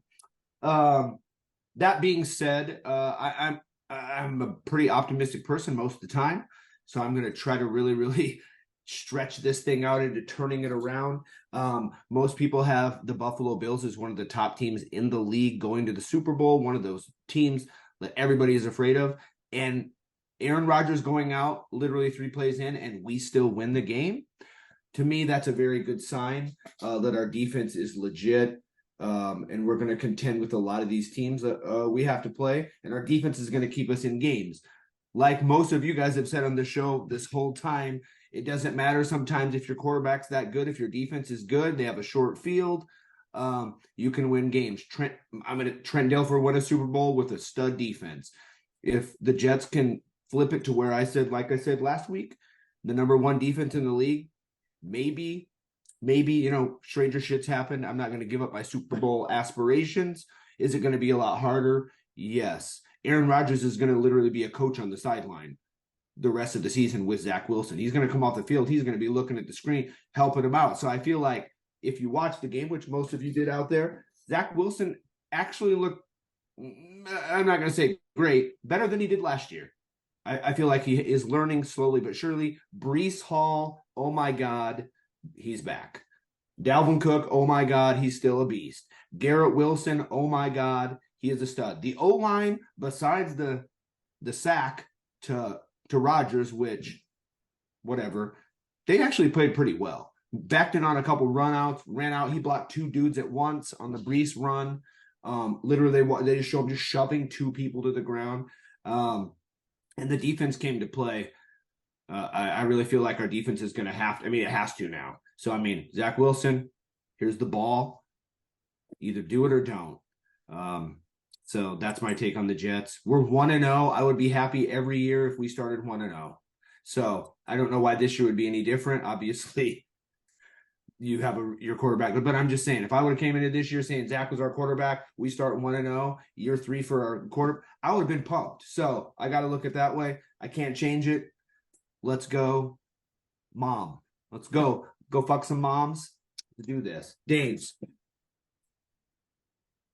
Boy, I'm going to respond to some of your comments before I give mine.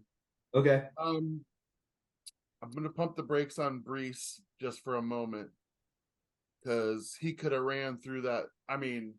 Gobo could have ran through that hole for that long run, and he got ran down. So give him some time to get back in full shape before we start. I don't know if my knees will last that entire run. First of all, that hole was like literally you could drive a truck through it, and then he got caught from behind. That's the only reason I'm saying he's still a great player, and obviously deserves every accolade that he ends up with.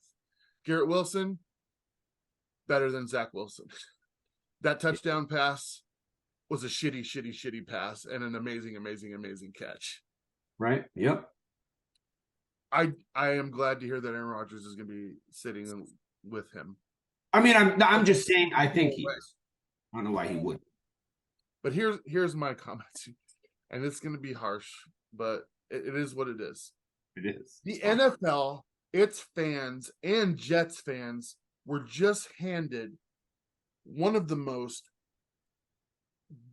biggest injustices in the history of sports. All right. This move of Aaron Rodgers is bigger than Favre. It's bigger than Russell Wilson. Mm-hmm. It's bigger than Peyton Manning. This is the most giant quarterback move because he's still he's a year removed from winning 2 back-to-back MVPs. Agreed. This is a huge deal. We the people don't get to see Aaron Rodgers play this year. I don't really care that he's hurt. And I say that in the same manner that you guys say that you don't care that Tom Brady retired. Like you're just sick of him. And that's where I'm at. But I still wanted to see what that product was going to look like. And we got robbed of that. All of us got robbed of that. I was looking forward to failure, but I was looking forward to failure within the game, not being taken away from it before you had a chance to fail. I wanted to watch him fall apart. And I think he's done. I don't think he's ever playing another down of football. And I'm going to tell you why.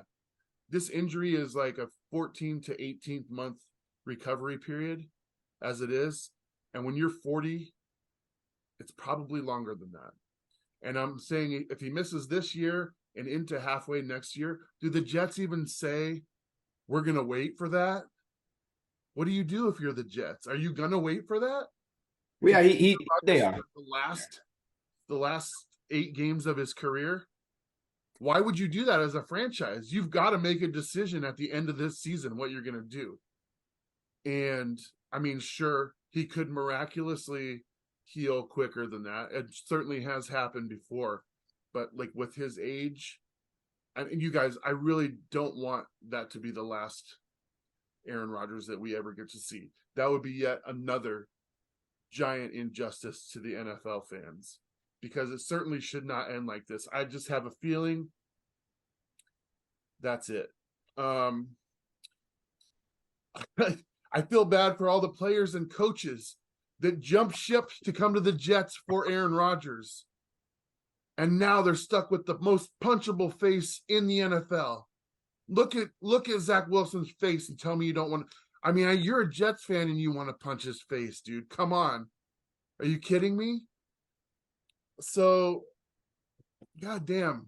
I mean, I'm sorry, Jails. I thought about you.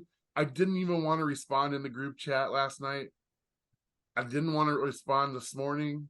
And I certainly hope that my saying that he could get injured in the first quarter in last week's show had nothing to do with it. I'm trying to absolve myself of that. But goddamn, dude, I'm so sorry. Right. It's not fun. I mean, here's the thing is like I literally had about 100 text messages.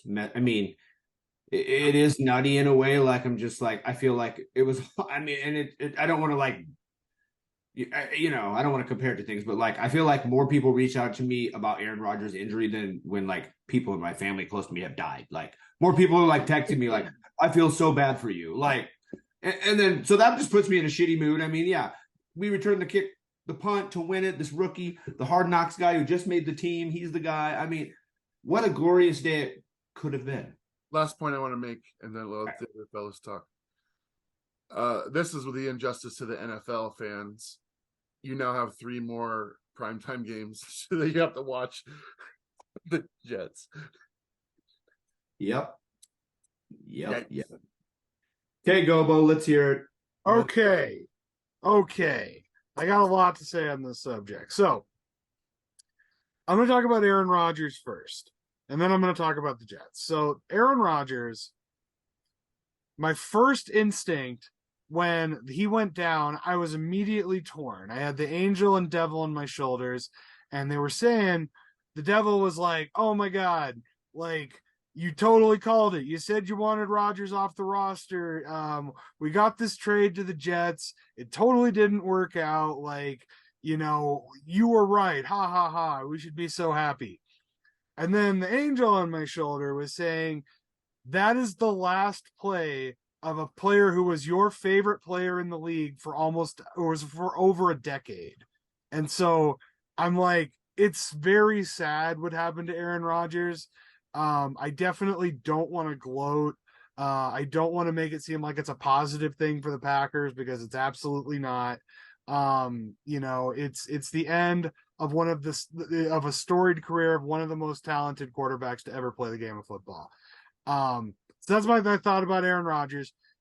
Here's what I'm going to say about the Jets. I'm going to take us back to last week again, where I said the biggest liability on the New York Jets was lining up behind the center. And I told you, losing Aaron Rodgers may have made the Jets better.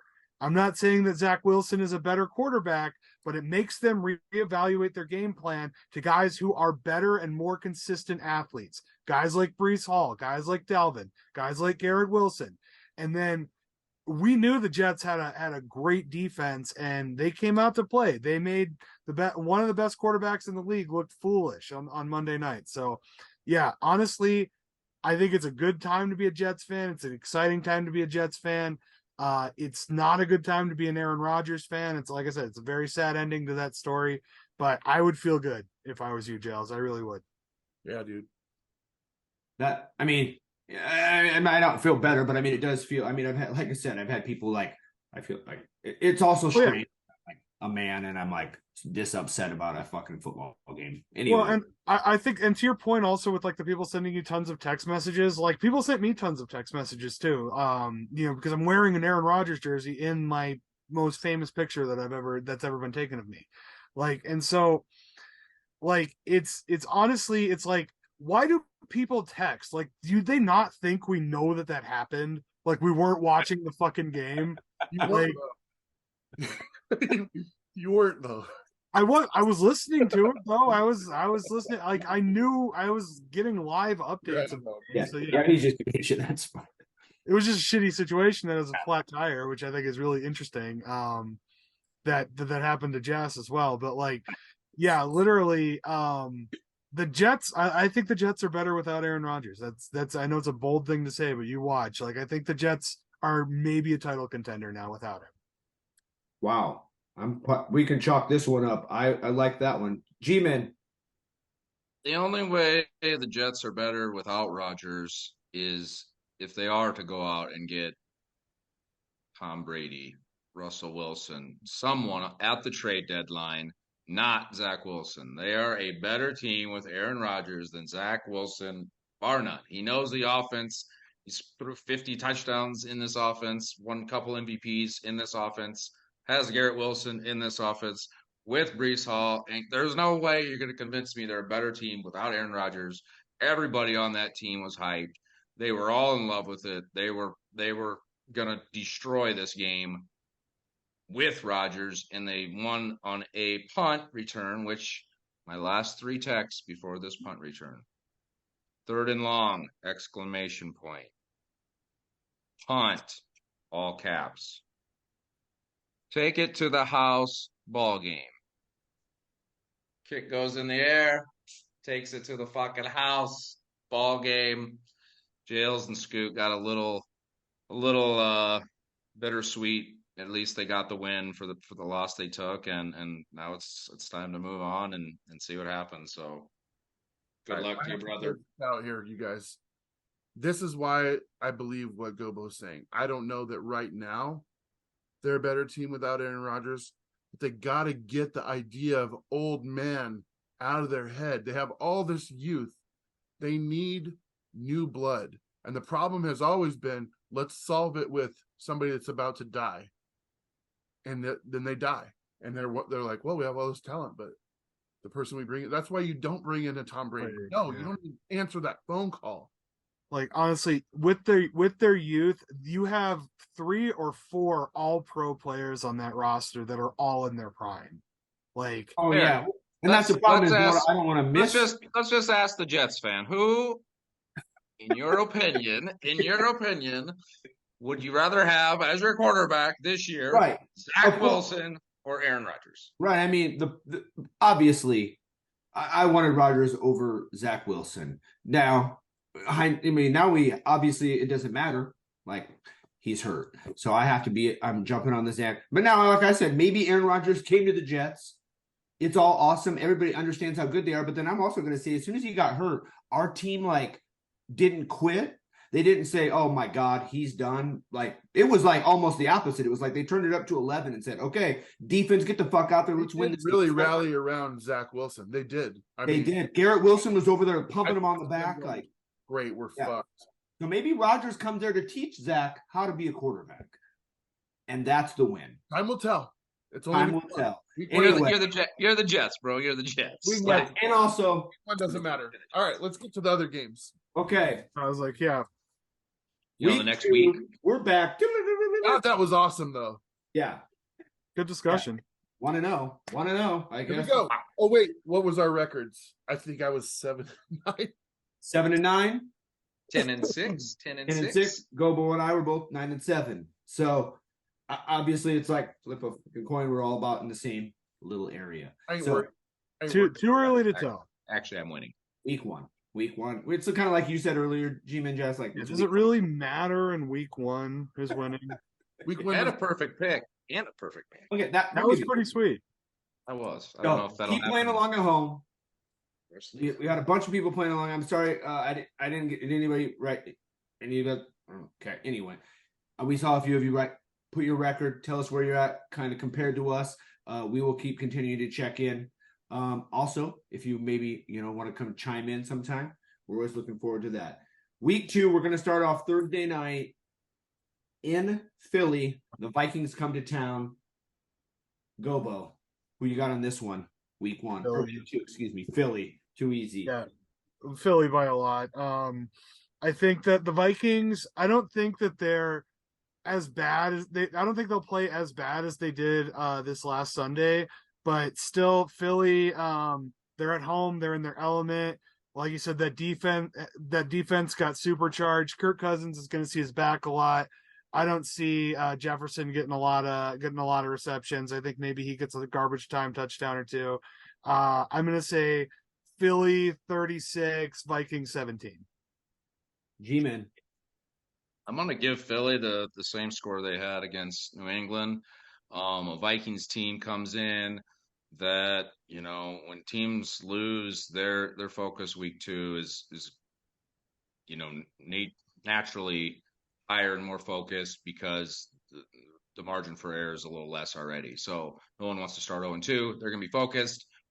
They don't have enough to get it done. But Mac Jones threw for 300 and some yards.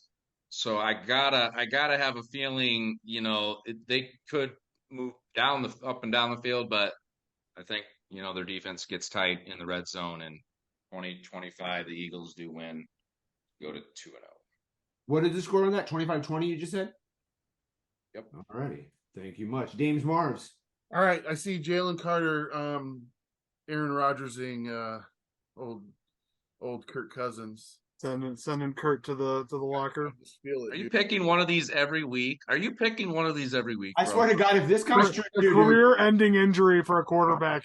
This shit better go viral. I mean, yeah, I will. This will. I'm taking you to the. Here's the thing. Philly was 11-0 before they lost last year. I don't see that's going to happen this year. Not for them anyway. But I do think that they sneak this one out. 21-27. All right, 21-27.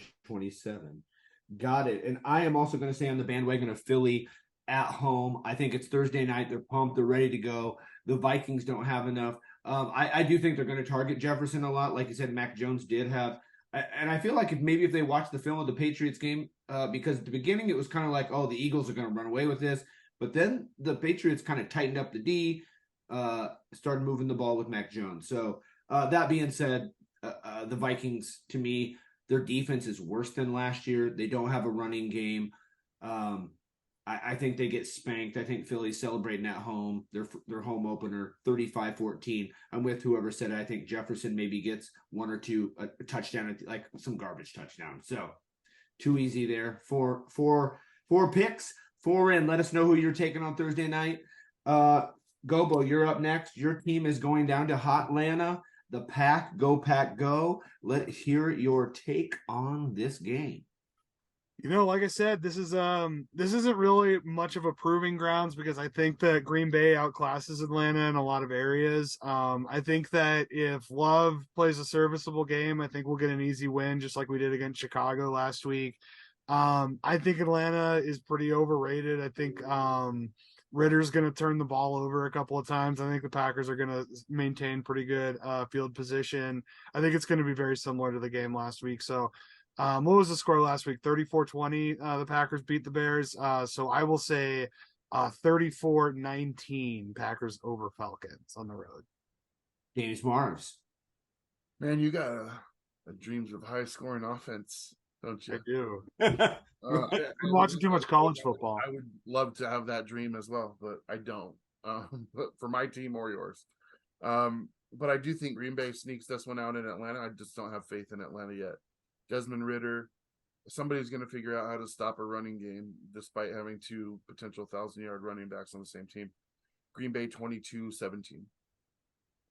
Okay. G-Man Jazz, go ahead. Sticking with guys. I think Atlanta is going to be one of those surprise teams this year, and I'm going to stick with my Week 1 prediction, saying Jordan Love is going to lose a close game. It's on the road. I don't think Aaron Jones is going to be 100%, which is also not good. And Atlanta can control the ball, keep it close, and win a nail biter. 24-23, got to go against the Pack.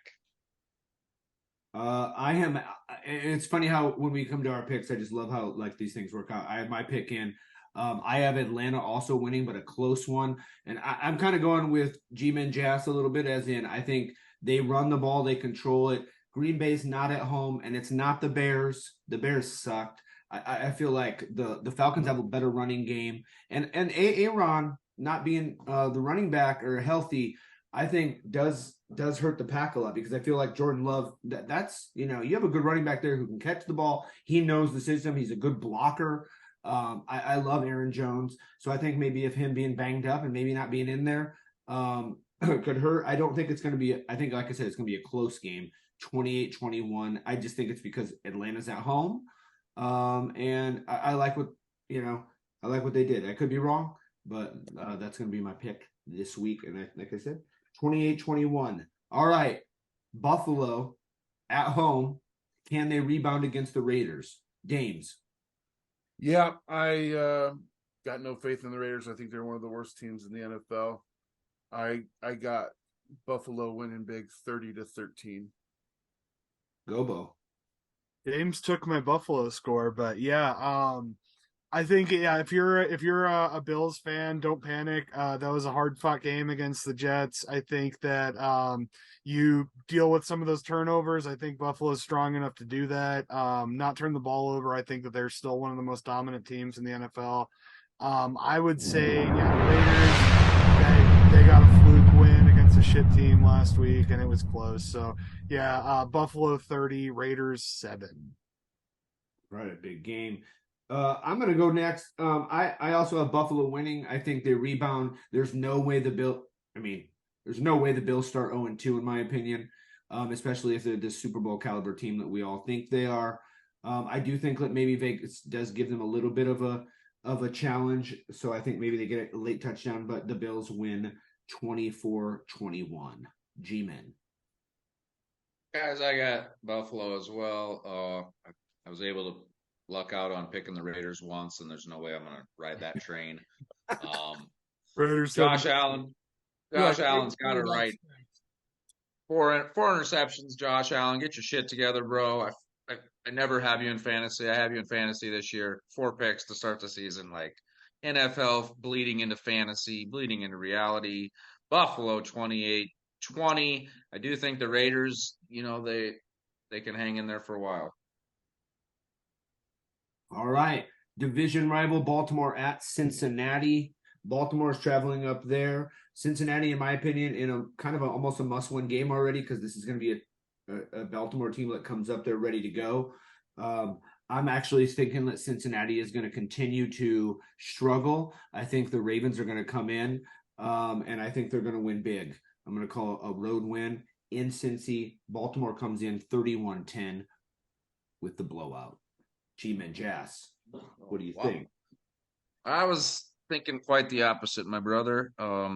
Cincinnati has to rebound. They rested the last 4.5 minutes of last week, so maybe they were checking into their film study already and getting a head start on this game. But at home, Joe Burrow rebounds. Baltimore. We'll see how they do on the road, and if Mark Andrews plays, still could be a good game.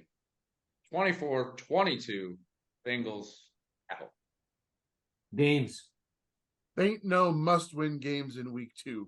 I thought about this earlier because my team's up against it as well. If we lose, this is not a must-win game for anybody in week 2. I don't think that happens until at least week 4 or 5, and that's when you've lost all out. If you lose 5 games in a row, you're probably next game is must-win. Ain't no must-win games. That said, we should have known about that Cincinnati was a slow starter. We even mentioned it on the show.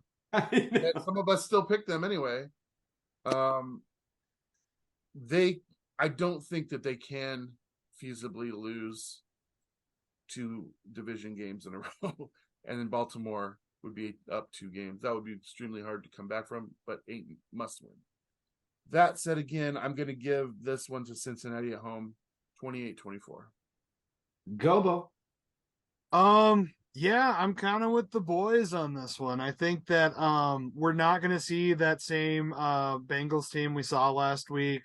Burrow's going to get the ball moving a little bit. I think that like I don't know what the weather is going to be like, but I mean the chances of 2 bad weather games in a row is pretty unlikely. I think the Ravens made a lot of mental mistakes against Houston. I think that they just had the benefit of just being a way more talented team. I think it's close, but I think Cincinnati pulls it off at home. I'm going to say 27-24. 7-24. All right, Danis Mars, you're up. You have the Detroit Lions. Seahawks travel over to Detroit. Yeah. This happened last year. Seattle won in a shootout 45-42, I think. That was like when I was really, really impressed with Geno Smith. I was like, not only did he put up a ton of points, but he won a shootout against a team in their building. I do expect Seattle to play better coming off of that Rams loss, but I'm going to go Detroit 31-20. All right, I'm going to stick with you on that. I'm going to take Detroit as well. It's the whole Geno thing again for me. It's like last year, we weren't sure if we trusted him, then we started trusting him. Oh, that's not why. Like you said, he's not the problem, right? But again, Detroit does have a really good defense, and I think, like you said earlier, your problem is your defense. And Detroit, like I said, if they can run the ball like they did at all last week, I mean, look out, man, because they're going to be getting that rookie Gibbs the ball a lot more. Their coach was talking about how he's just getting started. So they got that 2-headed backfield back there with Montgomery and him. I'm taking Detroit as well, 24-14. Gobo. Yeah, it's like I kind of alluded to earlier. Seattle, they're definitely not as bad as they were in week 1, but they got a pretty banged up offensive line, and Detroit's one of the best front 4 in football. I mean, they maybe even rival Dallas or Philly in that category. That Hutchinson kid is an absolute stud. I see Geno on his back most of this game. I think that Detroit struggles to score a lot, but I still think they win 27-14. So Lions. Got you. Amen. Guys, I got the Lions as well.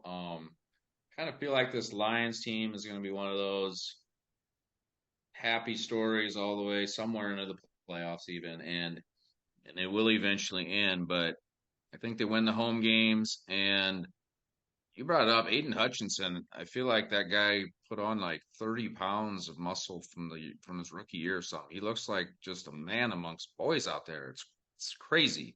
and he's going to get after it. So Beast. 27-24, Lions at home. Go up 2-0. All right. Moving on. VT tuning in, hopefully. Let us know your picks down there, everyone else, as well as you, VT. Indy at Houston. I'll start this one off. I feel like Indy until maybe last year have really owned the Texans. I think Richardson, they have a pretty good game plan. Like I said last week, with short passes, having them run around, some safe runs. He'll slide a little bit more. I feel like they go down there, they win a close one because it is in Houston. I think Indy wins 17-16. Dane, Marvs, who you got? I think I'm going to go Texans on this one because I just feel like Indy's a couple years out. I know that doesn't mean anything against Houston necessarily, but I think I see them in full sell mode by week 4 when it's time for them to make a decision with Jonathan Taylor and, of course, DeForest Buckner coming to Seattle, obviously. But let's give you a score here. I'm going to go Texans 23-17. CJ Stroud gets his first win. Ooh, I like it. I like the prediction. G-Man, who you got? Yeah, VT, I got you, bro. Same as you, Dames. I feel like I pick a lot of high-scoring games a lot, so I'm gonna buck my own trend here and go with just a boring, low-scoring.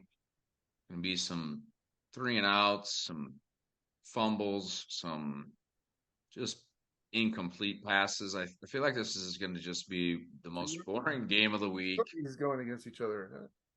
Huh? 13-12, Garbageville. You guys are in NFHell. Even if you win, you're still in hell. Gobo. I was like, Jazz stole my script, man.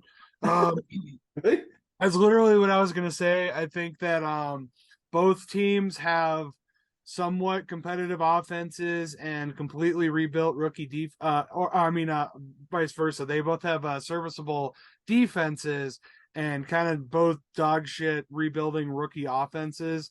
And I'm gonna give it to the Colts in a close one, 13-10, all because of maybe future Seahawk DeForest Buckner. Let us know what you guys think. Let's go. All right. Get on this trend. Buckner to the Hawks? Did you hear about this on NFHell? They were talking about it. What if Cousins goes down and Buckner goes to the Seahawks? People are going to start. I mean, I might have to be the guy. I was like, yeah, if that doesn't get us syndicated, I don't know what will. Right. Can you share the script with us, Dames? Yeah. Share with your NFHellers. All right. He goes to the Michigan. That's another one. Swear to God. Kansas City travels to Jacksonville. I feel like this is going to be one of those games that a lot of people are going to be tuning into, watching. It's one of these battles that could happen again in the playoffs. G-Man Jazz, go ahead and give us your take first. All right, guys. As you will all remember, I gained one game on you by picking against Kansas City last week, and I am going to pick against Kansas City again this week. I feel like Jacksonville just has a little more than Kansas City without Kelsey. We know if he'll be back or not, and if he is, will he be 100%? Will he just be used in the red zone? Who knows for sure. But to Dame's point earlier, 0-2 is still not a big deal. The media will make a big deal out of it, and the NFL world will be wondering what's happened to the Chiefs. And then, come the holidays, they'll have 3 losses and 6 wins or something like that, and everyone will remember that they're really good. But Jacksonville, 33-30, won't be a good game to watch, and young quarterbacks, it's awesome. Gobo. Gonna be a good one. Man, the Chiefs, 2 marquee matchups back. I mean, but it's like any good team the Chiefs play are going to be a marquee matchup. So, I did say in week 1 that the Jaguars will have the best record in the AFC at the end of the season, but they're going to get their first tally in the loss category. I'm taking the Chiefs in a bounce back game. I think they win a close one against the Jags. It's going to be a lot of fun to watch. I'm going to say 30-27 Kansas City. James Marves. All right. The media was already saying that the Chiefs dynasty is over after week 1 against the Lions when it really came down to one fucking dropped catch. Literally, they're in field goal range if he makes that catch. Yeah, there was more than that. But just that one wins the game for them. And Travis Kelce's gone. Chris Jones is now back. How effective is he going to be in this game? I still expect him to be extremely effective, but he's not going to be full strength. And there's no way that if Travis Kelce comes back to this game that he's 100%. You don't go from not playing in a game to 100% within one game. That just doesn't happen. Even guys that come back, they're like, oh, I'm like 75%. 75% of Travis Kelce is still better than most tight ends in the NFL. That said, Jess, I'm not going to let you step away from everybody else and get a win because you picked against the Chiefs. Because I'm picking against the Chiefs. I don't think that the Jaguars played anywhere near their potential in week 1. And they're going to have to play every bit of their potential to win this game against Kansas City, which they will do 31-28. Talk it up. NFHell. Chicago Bears go down to Tampa Bay. I'm going to continue the whole trend of the Bears suck. I feel like Tampa Bay at home, Baker Mayfield gets it done. Bowles is going to draw up a nice scheme to keep Fields from doing a lot. I think Tampa Bay wins a close one at home 17-13. James Martin, who you got in this game? You just gave Bowles a coaching credit. So I'm going to discredit you a little bit in this one. I'm going to stay on the Bears. I don't know why, but I'm going to stay on the Bears and trust to see something out of Justin Fields against an absolute bullshit Tampa Bay team. 17-16 Bears. Gobo. I was really regretting this section of. I was like not looking forward to this section of the show at all because I'm also going to take the Bears. I think that the Tampa Bay Magic against Minnesota. Like I said, they're a Moneyball team. The Bears are going to win a couple of games this season. I think that this is, I think that Tampa goes out on like maybe a 14 to 17 point lead. They're going to lay down. Fields is going to make a couple of big plays. This does not make the Bears a good team, but I think they pull this one off in an upset, 24-21. Demon Jazz. You Guys, after last week's game, I popped it off the Bears, and I am going with the Bucks at home against which everyone seems to agree with, besides Justin Fields, an inferior talented team, DJ Moore. 24-16, Bucks at home. No one's talking about them. No one's still going to be talking about them, even if they win this. They're so far under the radar. That's what they need. 2-0. Right. You say that before we move on. If that happens, you're automatically putting Baker Mayfield in comeback player of the year territory. Mm-hmm. Right. Just to start the season. Like puked in your own mouth when I said that. I know. I puked at my own comment. Baker fucking Mayfield. Yeah. As a comeback player, I feel like he was just drafted like that. How can he be a comeback player? Whatever. Anyway, right? Like, what the heck? All right. The Chargers go to Tennessee. G-Ben, let's have you start this one. We're going to have you start back-to-back. So, what do you think? Let's do this.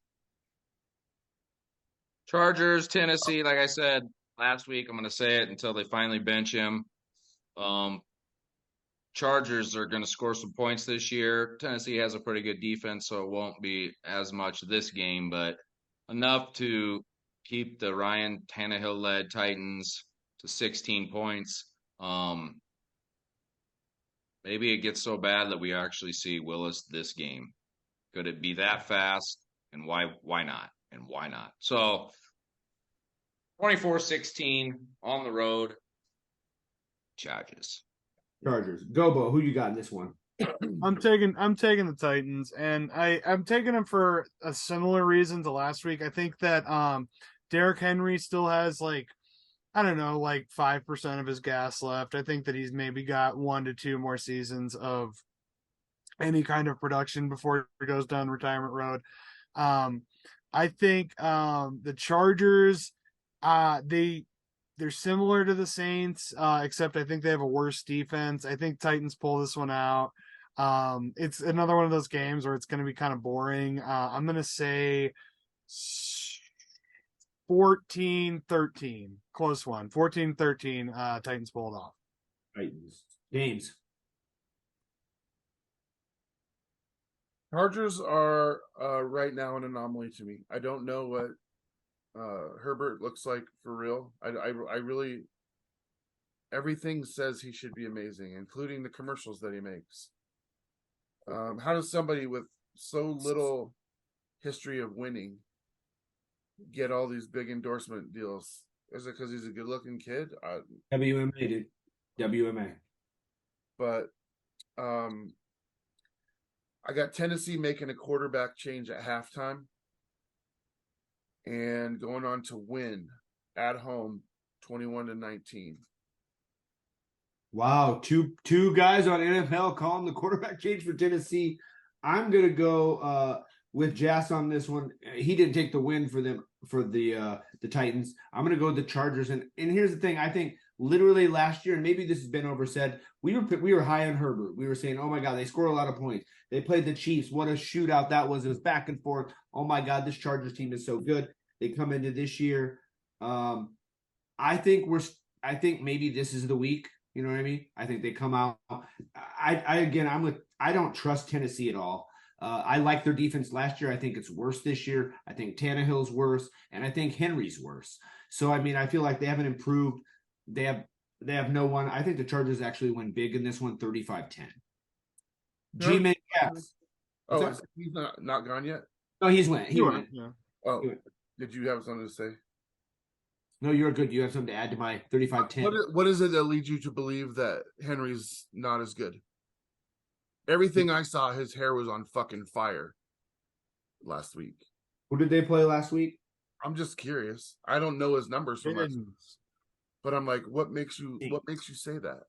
Well, he had it's the running back production number. I mean, it's just slowly going. I mean, he had the curse. He had too many touches last year, like the 370 or 380, which supposedly, not supposedly, if you have that many the next year, you get hurt. So I mean, he could still be good, but maybe it's still week 2. It's early, right? You know, I just wanted an answer.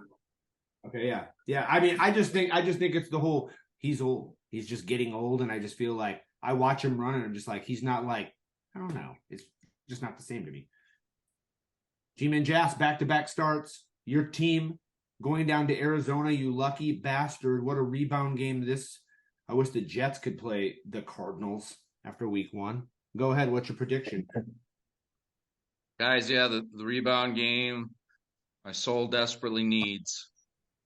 I just want to be able to kick the recliner back at halftime and just have this game in the pocket, just like the Cowboys did to us in week 1. And that is exactly what I'm predicting. 44-0. You heard it here first. Because I can. 44-0. It's like week 1. If I was playing the Cardinals in week 1, I would just be jumping up and down. But in all seriousness, I think a road game is good for New York. Get out of the city, get out to Arizona, get out to the beautiful weather. It's not going to be anything like it was last week, and just play football. You're Saquon Barkley is your running back, Daves, I'm talking to you, bud. Like Saquon, 30 touches. Please just ride him to this for sure win. You want him to hit 370 and go dead next year. That's fine because we franchised him. That is exactly right. Saquon, that's why they did the franchise tag. I mean, I love you, Saquon, but it's a business, and sadly, if I had you on my team and I had you franchise, I'm going to let you show everyone that you're a 2,000-yard back so you can go hopefully get a huge contract somewhere, but it's probably not going to be from us, which would be strange. Anyway, that's beside the point.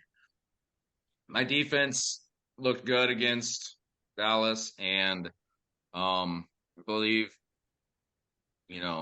Arizona outplayed what they are in week 1. And this quarterback's going to be in for a rude awakening with Sexy Dexy and a mad defense that, it's on you to get the win because the offense needs some help right now, and they're going to step up. G-Man huge on the road. Stay out there for the week because we'll be playing the 49ers for Thursday night football. Let's get this win and let's move on. Wow. Here's the deal. I also agree with you. I do think the Giants are going to rebound. Like I said, you play Arizona. You go out there. Your defense is a lot better than their offense. Your offense will get the ball rolling. It's like you said, put that in the rearview mirror. You're 0-0. They're 0-0, whatever you want to call it. And you come out and win. I think you get a very decisive win as well. 28-6 Giants on the road. Gobo, who you got? And we begin the Giants' quest for their first points of the season. And I think we'll all be happy to hear they're going to get it. They're also going to win this game. Arizona's terrible. I think that Arizona might get some garbage time points. I don't think it's going to be as big of a blowout. I don't think Saquon is in anybody's wildest fantasy a 2,000-yard back. I think that, but he's going to get some touchdowns in this game. All purpose. I have him in one of my fantasy leagues, so I'm hoping for a big Saquon day. Giants win this one 28-16. James Marves. Wow, guys, so bold on your predictions. I know, right? Jesus Christ. Who isn't picking the Giants? I kind of wish someone just would. I have the Giants on here. You doing here we go. The change. This is a trap game if I ever saw one. Especially if the Giants go in there with the same fucking attitude as Jazz, thinking they've already won it at halftime and they can just kick back. I would love that. My hope. Damn, I really want to pull the trigger on this one. But I ain't gonna. Steven! What an asshole. 13. The one game you're like, I should pull the trigger. No, I'm not. I had to get the fucking If the Cardinals win this game, I swear to God. I swear to God. No. I swear to God, if the Cardinals win this game, Jazz. Fell over. Yeah, wham, guys. You swear to God. Yeah, the fire will be coming out of. Oh, please. Oh my God. All right, moving on from the G-Men. Jazz's bold prediction. Let us know down below. I mean, last week, if Cracker would have been on here, he's one of our guys that contributes. He predicts games. If he would have said the Cowboys were going to beat the Giants 40-0, we'd probably been like, oh, yeah, sure they are. Right? So, I mean, here we are. San Francisco heading to L.A. A tough matchup now, maybe, possibly. Question? Dames, who you got in this division? No, this is not a tough matchup. The Rams are going to get slaughtered. Whoa, that was actually made sense. Yeah, the Lambs are going to get slaughtered. Yeah, they're going to get slaughtered. Oh, Lambs. If the stadium implodes, I'm good with it. Fuck it. 34-22 Niners. Okay, G-Men Jazz. I would never wish death on most people in my division, but I am going to agree. The 49ers are too much for the Rams. I don't remember those receivers, Tutu and Paku or Puku or whatever, but are they going to be able to do that against 49ers? Puka Kakao? It won't matter. Because they'll be outscored. 27-23 49ers on a road. All right, I am also taking a close one with pretty similar to Jazz's score. I'm taking the Niners for all of the reasons: Christian McCaffrey, Deebo Samuel, the smart play of Purdy, the running game. I mean, the Bosa. I mean, I just feel like the Rams. Last week we were all surprised. I feel like we come back. This is the week where we're like, oh yeah, the Rams. They are as good. Before Gobo, this is the difference in the last week Rams to this week Rams. The 49ers will get after Stafford, and he will not have the ability to pitch the perfect game that he did. So when that happens, he becomes turnover Stafford, which we've all seen. Gobo, he was in your division for a long time, so you know what I'm talking about. He routinely threw 4 interceptions in a game because people got after him, and the Niners will do that. Go ahead, Gobo. I'm sorry. Yeah, you're good. It's 20. I have the score 28-24. I feel like I feel like the 49ers win this game. Yeah, it's a closer score, but I feel like maybe they get a bonus, like a touchdown at the end or something like that. So I'm taking San Francisco on the road. Gobo, last but not least.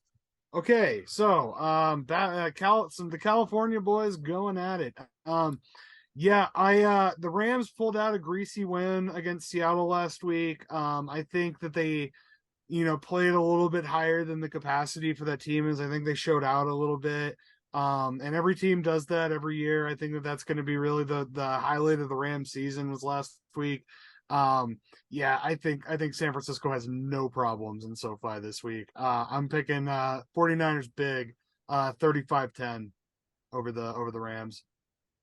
All right. We all the quad pick there wasn't too tough. Again, most analysts are probably taking this again. Let us know what you're picking down below. Next game up, the Jets, led by the Zach Wilson, head down to Dallas, to the number 1 defense in the league. Everybody's talking about Dallas's defense.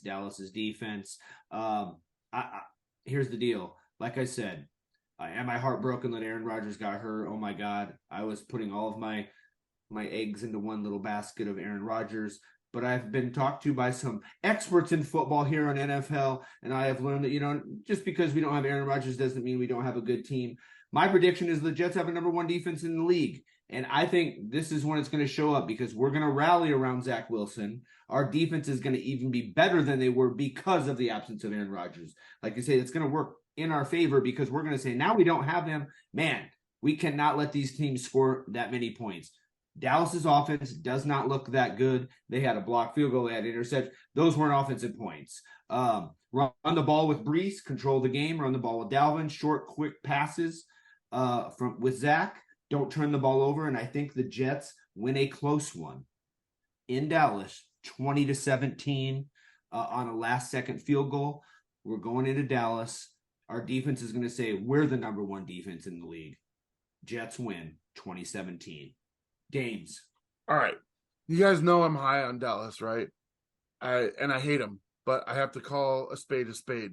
I'm really high on them this year. And I said that their offense needs to be somewhere around the middle of the road for them to be at all competitive.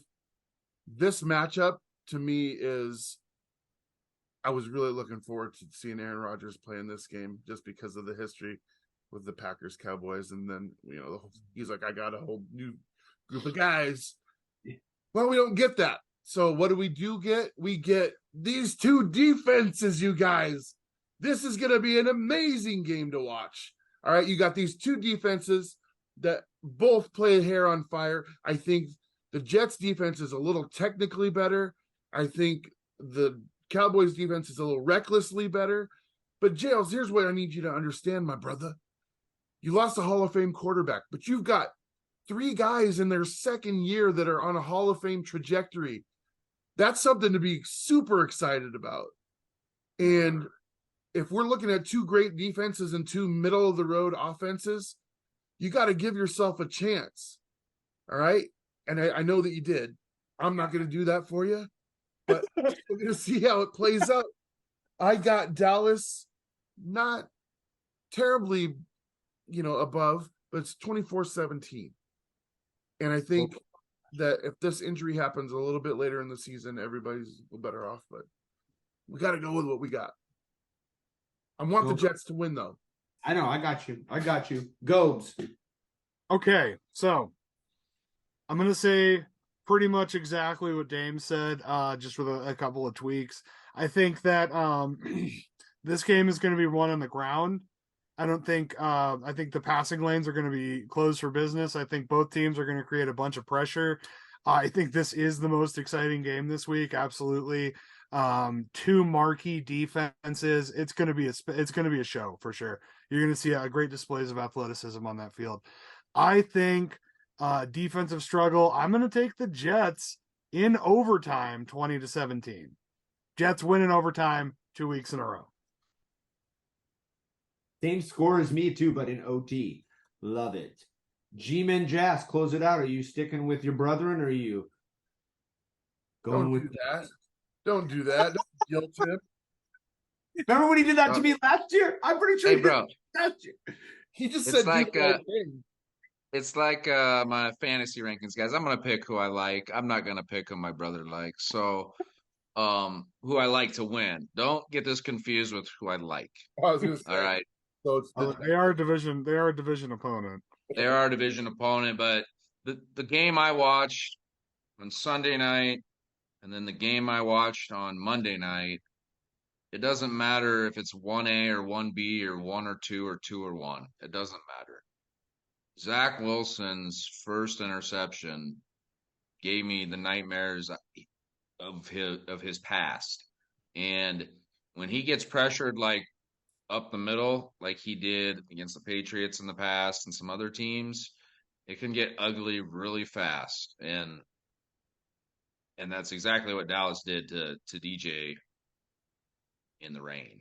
So, with all that being said, I think Dallas has enough to score another 1 or 2 defensive touchdowns. Like, they are a scoring machine right now with the pressure they're getting. They're in there so fast. If you throw it, their corners don't ever have to worry about a double move.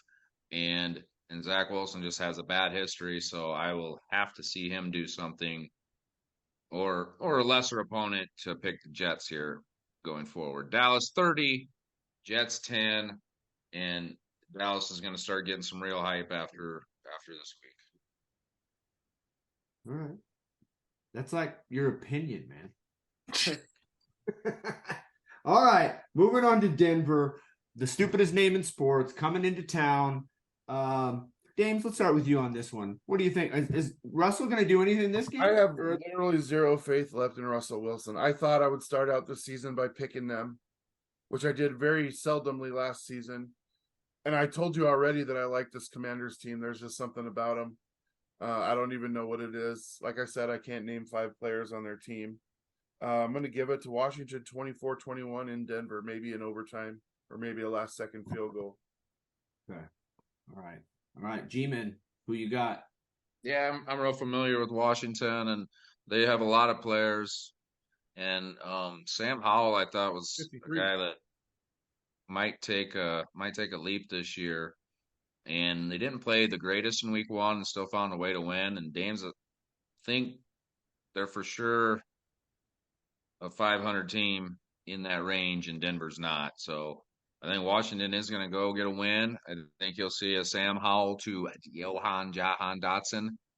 He's a young receiver that seems to score a lot of touchdowns, and somehow Washington is looking decent. 4. What was your score? 20-17. 2017 Commanders. Gobo, who you got? So, the Broncos should win this game. Mile High Magic, Sean Payton, changes in head coach. Denver's got a couple of offensive targets, especially if Jerry Jeudy gets healthy. But they're not going to. I think they clutch defeat from the hands of victory once again. I'm going to give it the same score as last week too. I'm going to say Commanders 17, Broncos 16. They lose by 1 again. All right. Well, I am going to buck the trend of this Washington winning. I'm going to say this coming into the season. There's no way I would pick Washington going 2-0, and I'm going to stick with that. I also think Denver doesn't lose 2 straight games at home with Sean Payton and Russell Wilson. If you take the better quarterback and the better coach, I feel like that's always one of those things where we kind of look at who has the better quarterback coach combo. I'm going to take Denver 17-9 in a defensive battle. I think Washington has it on the road in Denver. It's going to be tough. So that young quarterback, it's going to be a lot different. And I just feel like there's no way. And I could be wrong. Let us know down below if you agree with me. If you agree with the other guys, who do you think is Russell Wilson going to start 0-2 again? Didn't they start 0-2 last year? I believe. Yeah, like, is he going to start again? Again. So I don't think he is. I think they find a way to win this one at home. Like Gob said earlier, that crowd there is electric. So I feel like they're going to even be more ready now that they're 0-1. All right, we move on to Sunday night football, where we have my division rivals, the Miami Dolphins, going to New England to play the Patriots. And now here's what's crazy. I just got done talking about the Dolphins, the Broncos not losing 2 games at home in a row. I actually do think the Patriots this year lose their first 2 home games. Miami's on fire right now. Like we were saying earlier, Tyreek Hill, Waddle, Tua's playing at a high level. Can Bill Belichick come up with some scheme to maybe take one of those guys away? Maybe. But then you still have the other guys there. And I just think New England just isn't good enough. I think they're okay. You know, Bill's getting what he can out of what he has, but overall, I think Miami wins this one. I think they outscore them 38-25 in New England. We're all watching Sunday Night Football. I am especially cheering that the Patriots are losing. So, Dames. Okay, you guys know I love Tua. You know I love me some Tua. I'm glad he's healthy again. I'm glad to see that he's playing ball. I'm glad to see that they're the same high-scoring offense that they were last season. You guys also know that I'm a Mac Jones supporter. I am. And I'm going to tell you this right now. He has Juju Smith-Schuster. He had 316 yards, completed over 60% of his passes this last game. And there were 6 receivers on the team that had more catches than Juju. And Juju had 4. So Mac Jones he's not the problem. All right. I'm going to continue to say that until somebody else on this panel acknowledges it. He's not the problem there. He's a very capable quarterback. He's got the size. He's got the arm. He's got the smarts.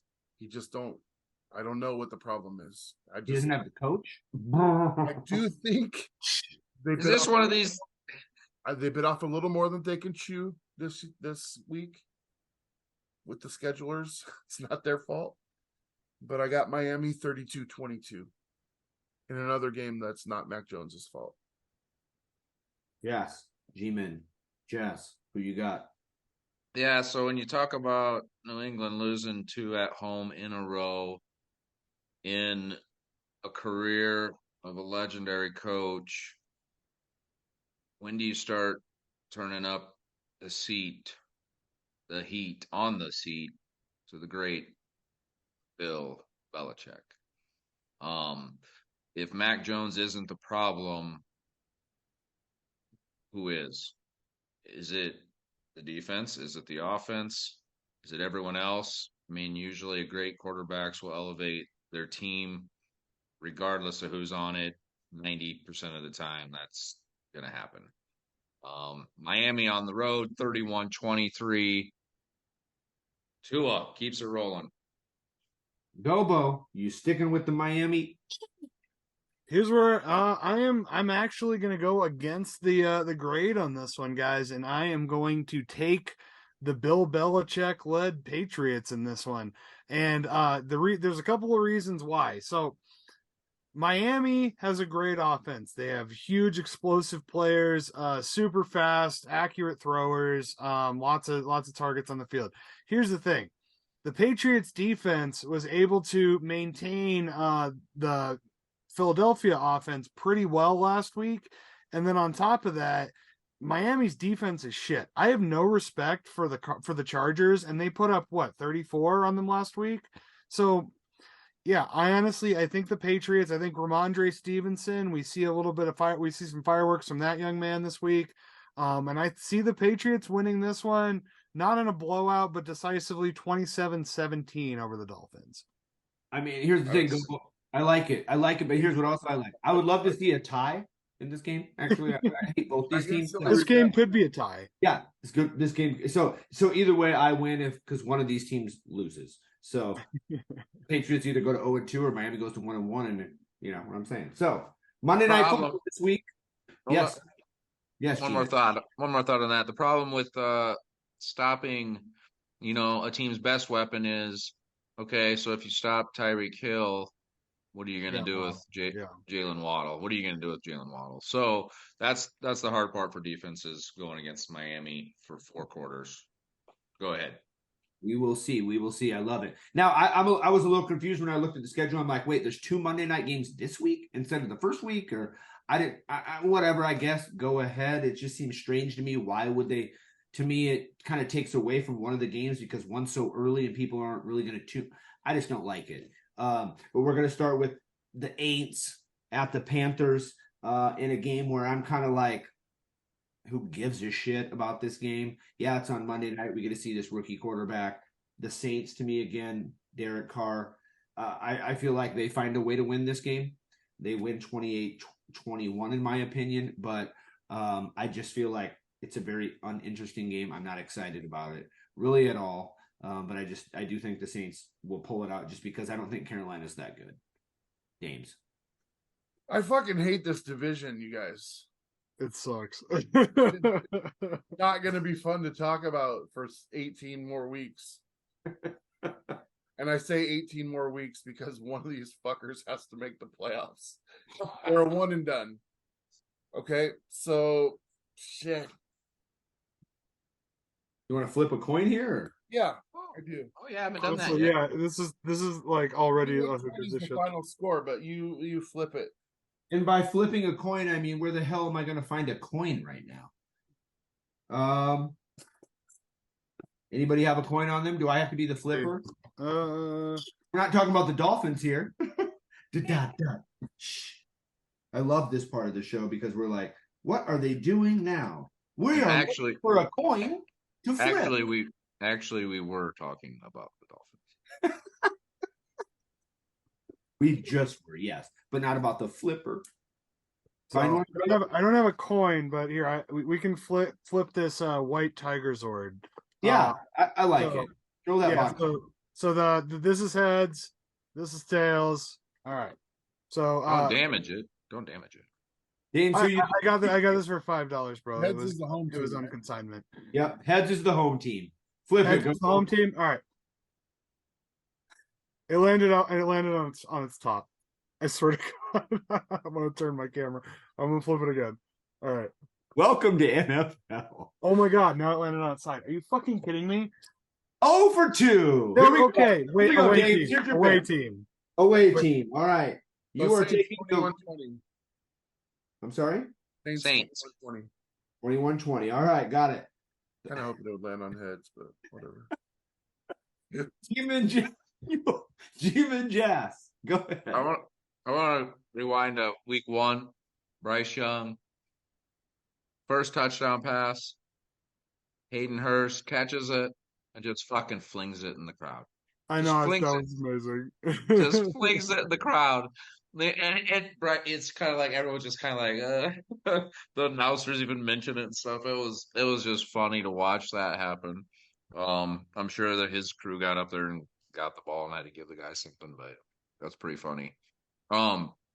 Regardless of that one touchdown he threw, Carolina just doesn't have enough right now put together to win. The Saints, Derek Carr wins these kind of games probably and looks decent most of the year. Saints 23, Panthers 21. Gobo. What a fucking stupid game to be on Monday Night Football.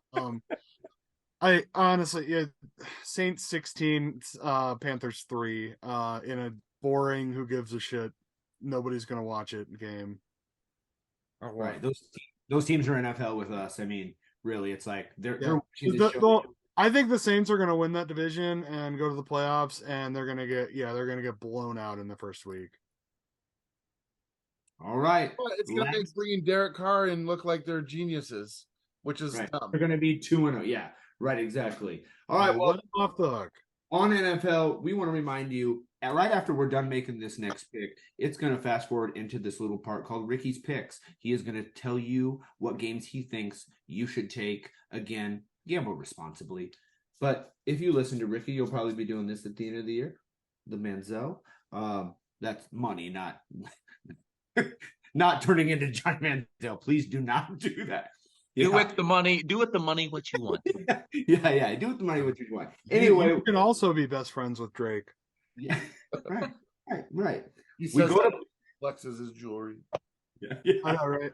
This chain is like super heavy. This is such a long show. Gobo, you're up. We're gonna have you So- start this one. Cleveland at Pittsburgh, the last Monday night game, week 2, NFL. Who you got?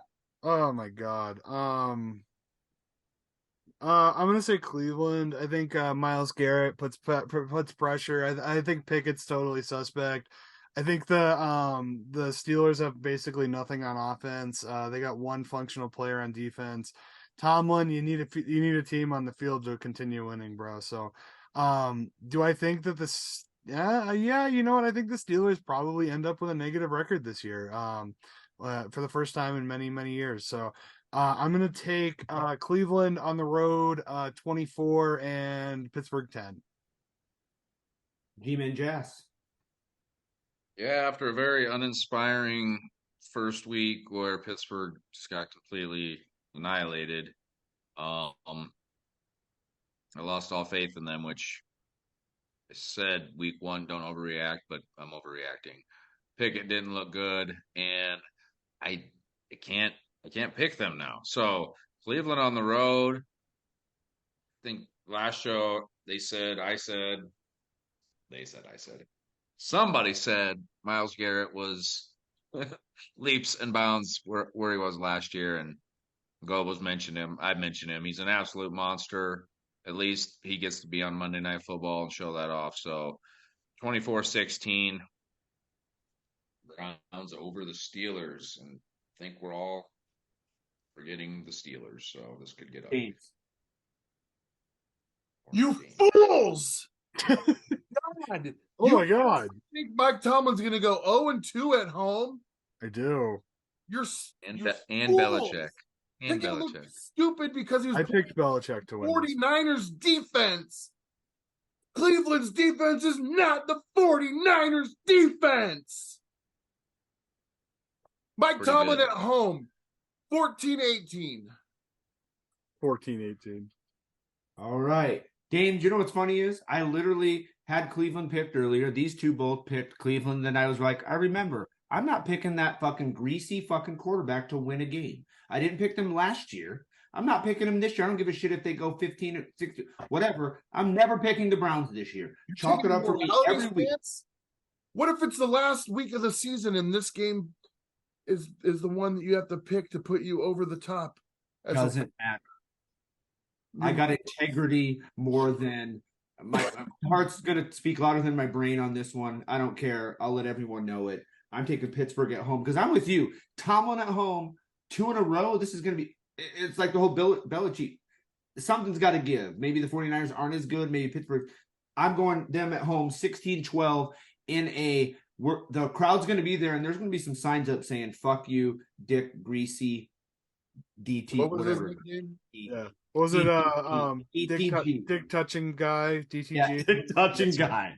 So fuck you, John. I'm never going to give you the credit. I don't like you at all. So I'm definitely going to pick the Steelers at home.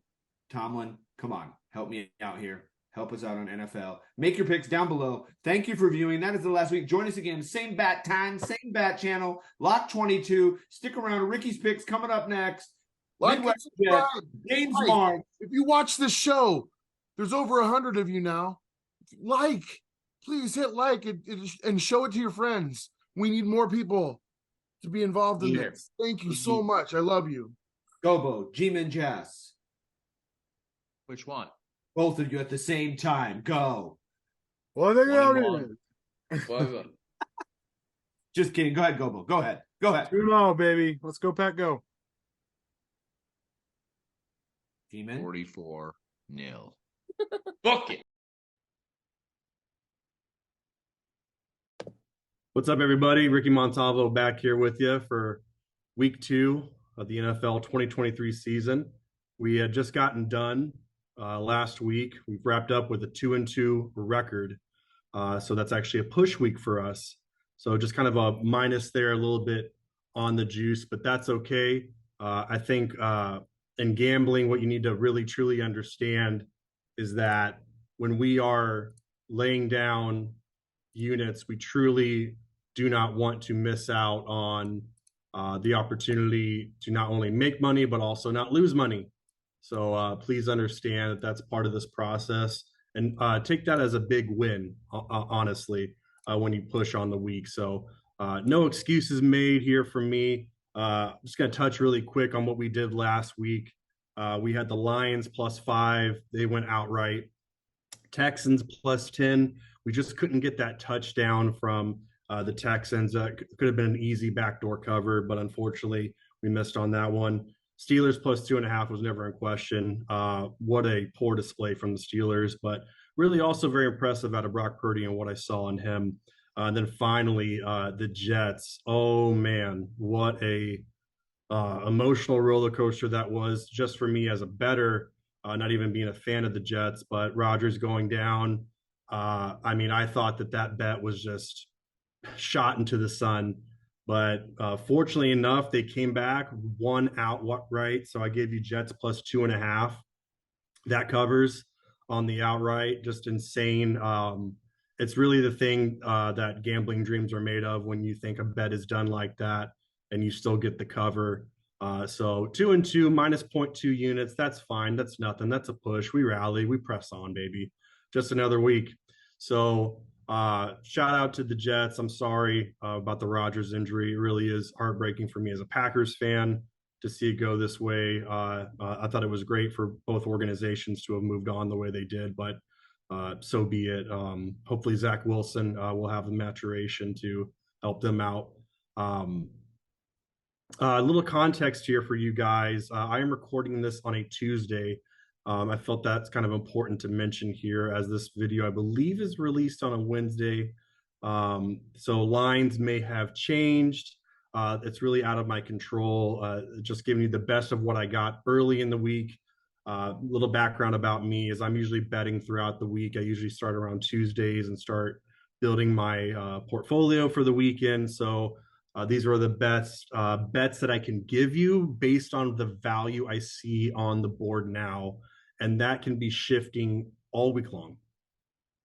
So usually when I'm handicapping for friends, I will usually give them bets on Sunday. But in this case, we're doing it here Tuesday, 7:36 Central Time. So I still have supreme confidence in them. These are bets that I have already made. So I'm not giving you anything that I'm not also financially invested in. So best of luck to us. But let's get into the slate now. Week 2 here. We keep grinding. We don't worry about last week, 2-2. We'll take that all day, every single week. But let's try to make some units this time around.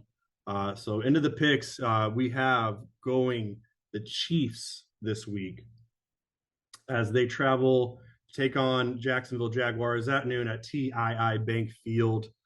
This line is currently set at -3, +3, pretty much universally across all the books right now. This is a great bounce back spot for the Chiefs, who just lost a heartbreaker. Unfortunately for Patrick Mahomes, he could throw the ball, but he couldn't catch it. Chris Jones did just re-sign with the Chiefs. Management decided to fuck around and then wake up and sign Chris Jones to an incentive-based deal. So their pass rusher and, more importantly, run stopper has returned to the team. This is important. This is a great bounce back spot for them. I would anticipate that Kelsey will return as well this week. I'm not 100% on that yet, but I do believe that he'll probably be back for this game. Once that occurs, those injury reports will start coming out. I imagine this number is going to grow to 3.5, 4. So Chiefs -3 is the pick. Mahomes at a field goal or less is typically almost always an auto bet. What you'll find out with Patrick Mahomes is a lot of the time he is a large favorite. So typically I like to fade that position. But in this spot, he is a short favorite on the road versus the Jaguars. Chiefs don't usually blow out teams. They usually play it kind of close. But I do expect them to bounce back here in a game that they really want to win with the Jaguars. Mahomes off of a loss straight up is almost just unbeatable. So it's a position where I usually don't like taking favorites. but in this case, I will. So give me the Chiefs -3 for my first pick of Ricky picks. Next, we are going to, let's see here, the Raiders at Buffalo Bills, noon at Highmark Stadium in Buffalo. This line currently aggregate is a mixed bag, anything from 9.5 down to 8.5. I can even see that as a pretty predominant book. So what are we doing here? This is a huge bounce back spot for the Buffalo Bills, who just got embarrassed by the Jets defense. Something you need to understand is that Jets defense is literally designed to stop Josh Allen. This is something that D was made for, and boy, did they come through for us this past week. This is a no-brainer, huge bounce back spot for the Buffalo Bills. I don't know if you saw Josh Allen's face at the end of that game, but he and these Bills are going to be pissed coming into this game next week with their home opener against the Raiders team, which did just beat the Denver Broncos. But I think that they are not necessarily being evaluated properly. I like this game at anything below 10. So 9.5, 9, 8.5 if you can get it. I think these are all good positions to have. I usually, again, do not like taking favorites, but here in this position, I think that Buffalo will bounce back, and they're probably going to put a mollywhopping on the Las Vegas Raiders. So give me Buffalo 8.5, 9, 9.5, wherever you can get it, and we'll see how that comes back to us next week. And finally, for my last pick, I'm actually going to be taking the Falcons here. The Falcons and the Green Bay Packers. That's right, my Green Bay Packers. This line currently sits at +1.5, seeing some twos out there as well. The Falcons playing at the Mercedes-Benz Stadium, the Packers traveling to them. They have a tremendous run blocking scheme with Arthur Smith. They are a home dog here. The Packers have shown issues at stopping the run before in the past. I'm not really sure if they've necessarily addressed that, but Jordan Love looked good, but he didn't really have to do a ton in this game. Really just kind of protected the ball, executed when he needed to. I'm not sure if the Packers at this point on a Tuesday will have Aaron Jones next week with the hamstring issue. We'll have Christian Watson with his hamstring issue. If the Falcons can just kind of keep this close with their run game, which is what they are known to do, they could easily just win this game outright. This is definitely a pros Joe's game right now, where the Packers are the public favorite, while the professionals are more in line with the Falcons at this time. So give me the Falcons +1.5. If you can get 2, that's great. But anything around there for the third pick here, Ricky's picks, week 2. Hoping to get some units back here, gang. Let's see what we can do. Maybe pushing into week 3. But please remember to always gamble responsibly. I am not a professional. This is for entertainment purposes only. Our friends, good luck to you. And this has been Ricky's Picks.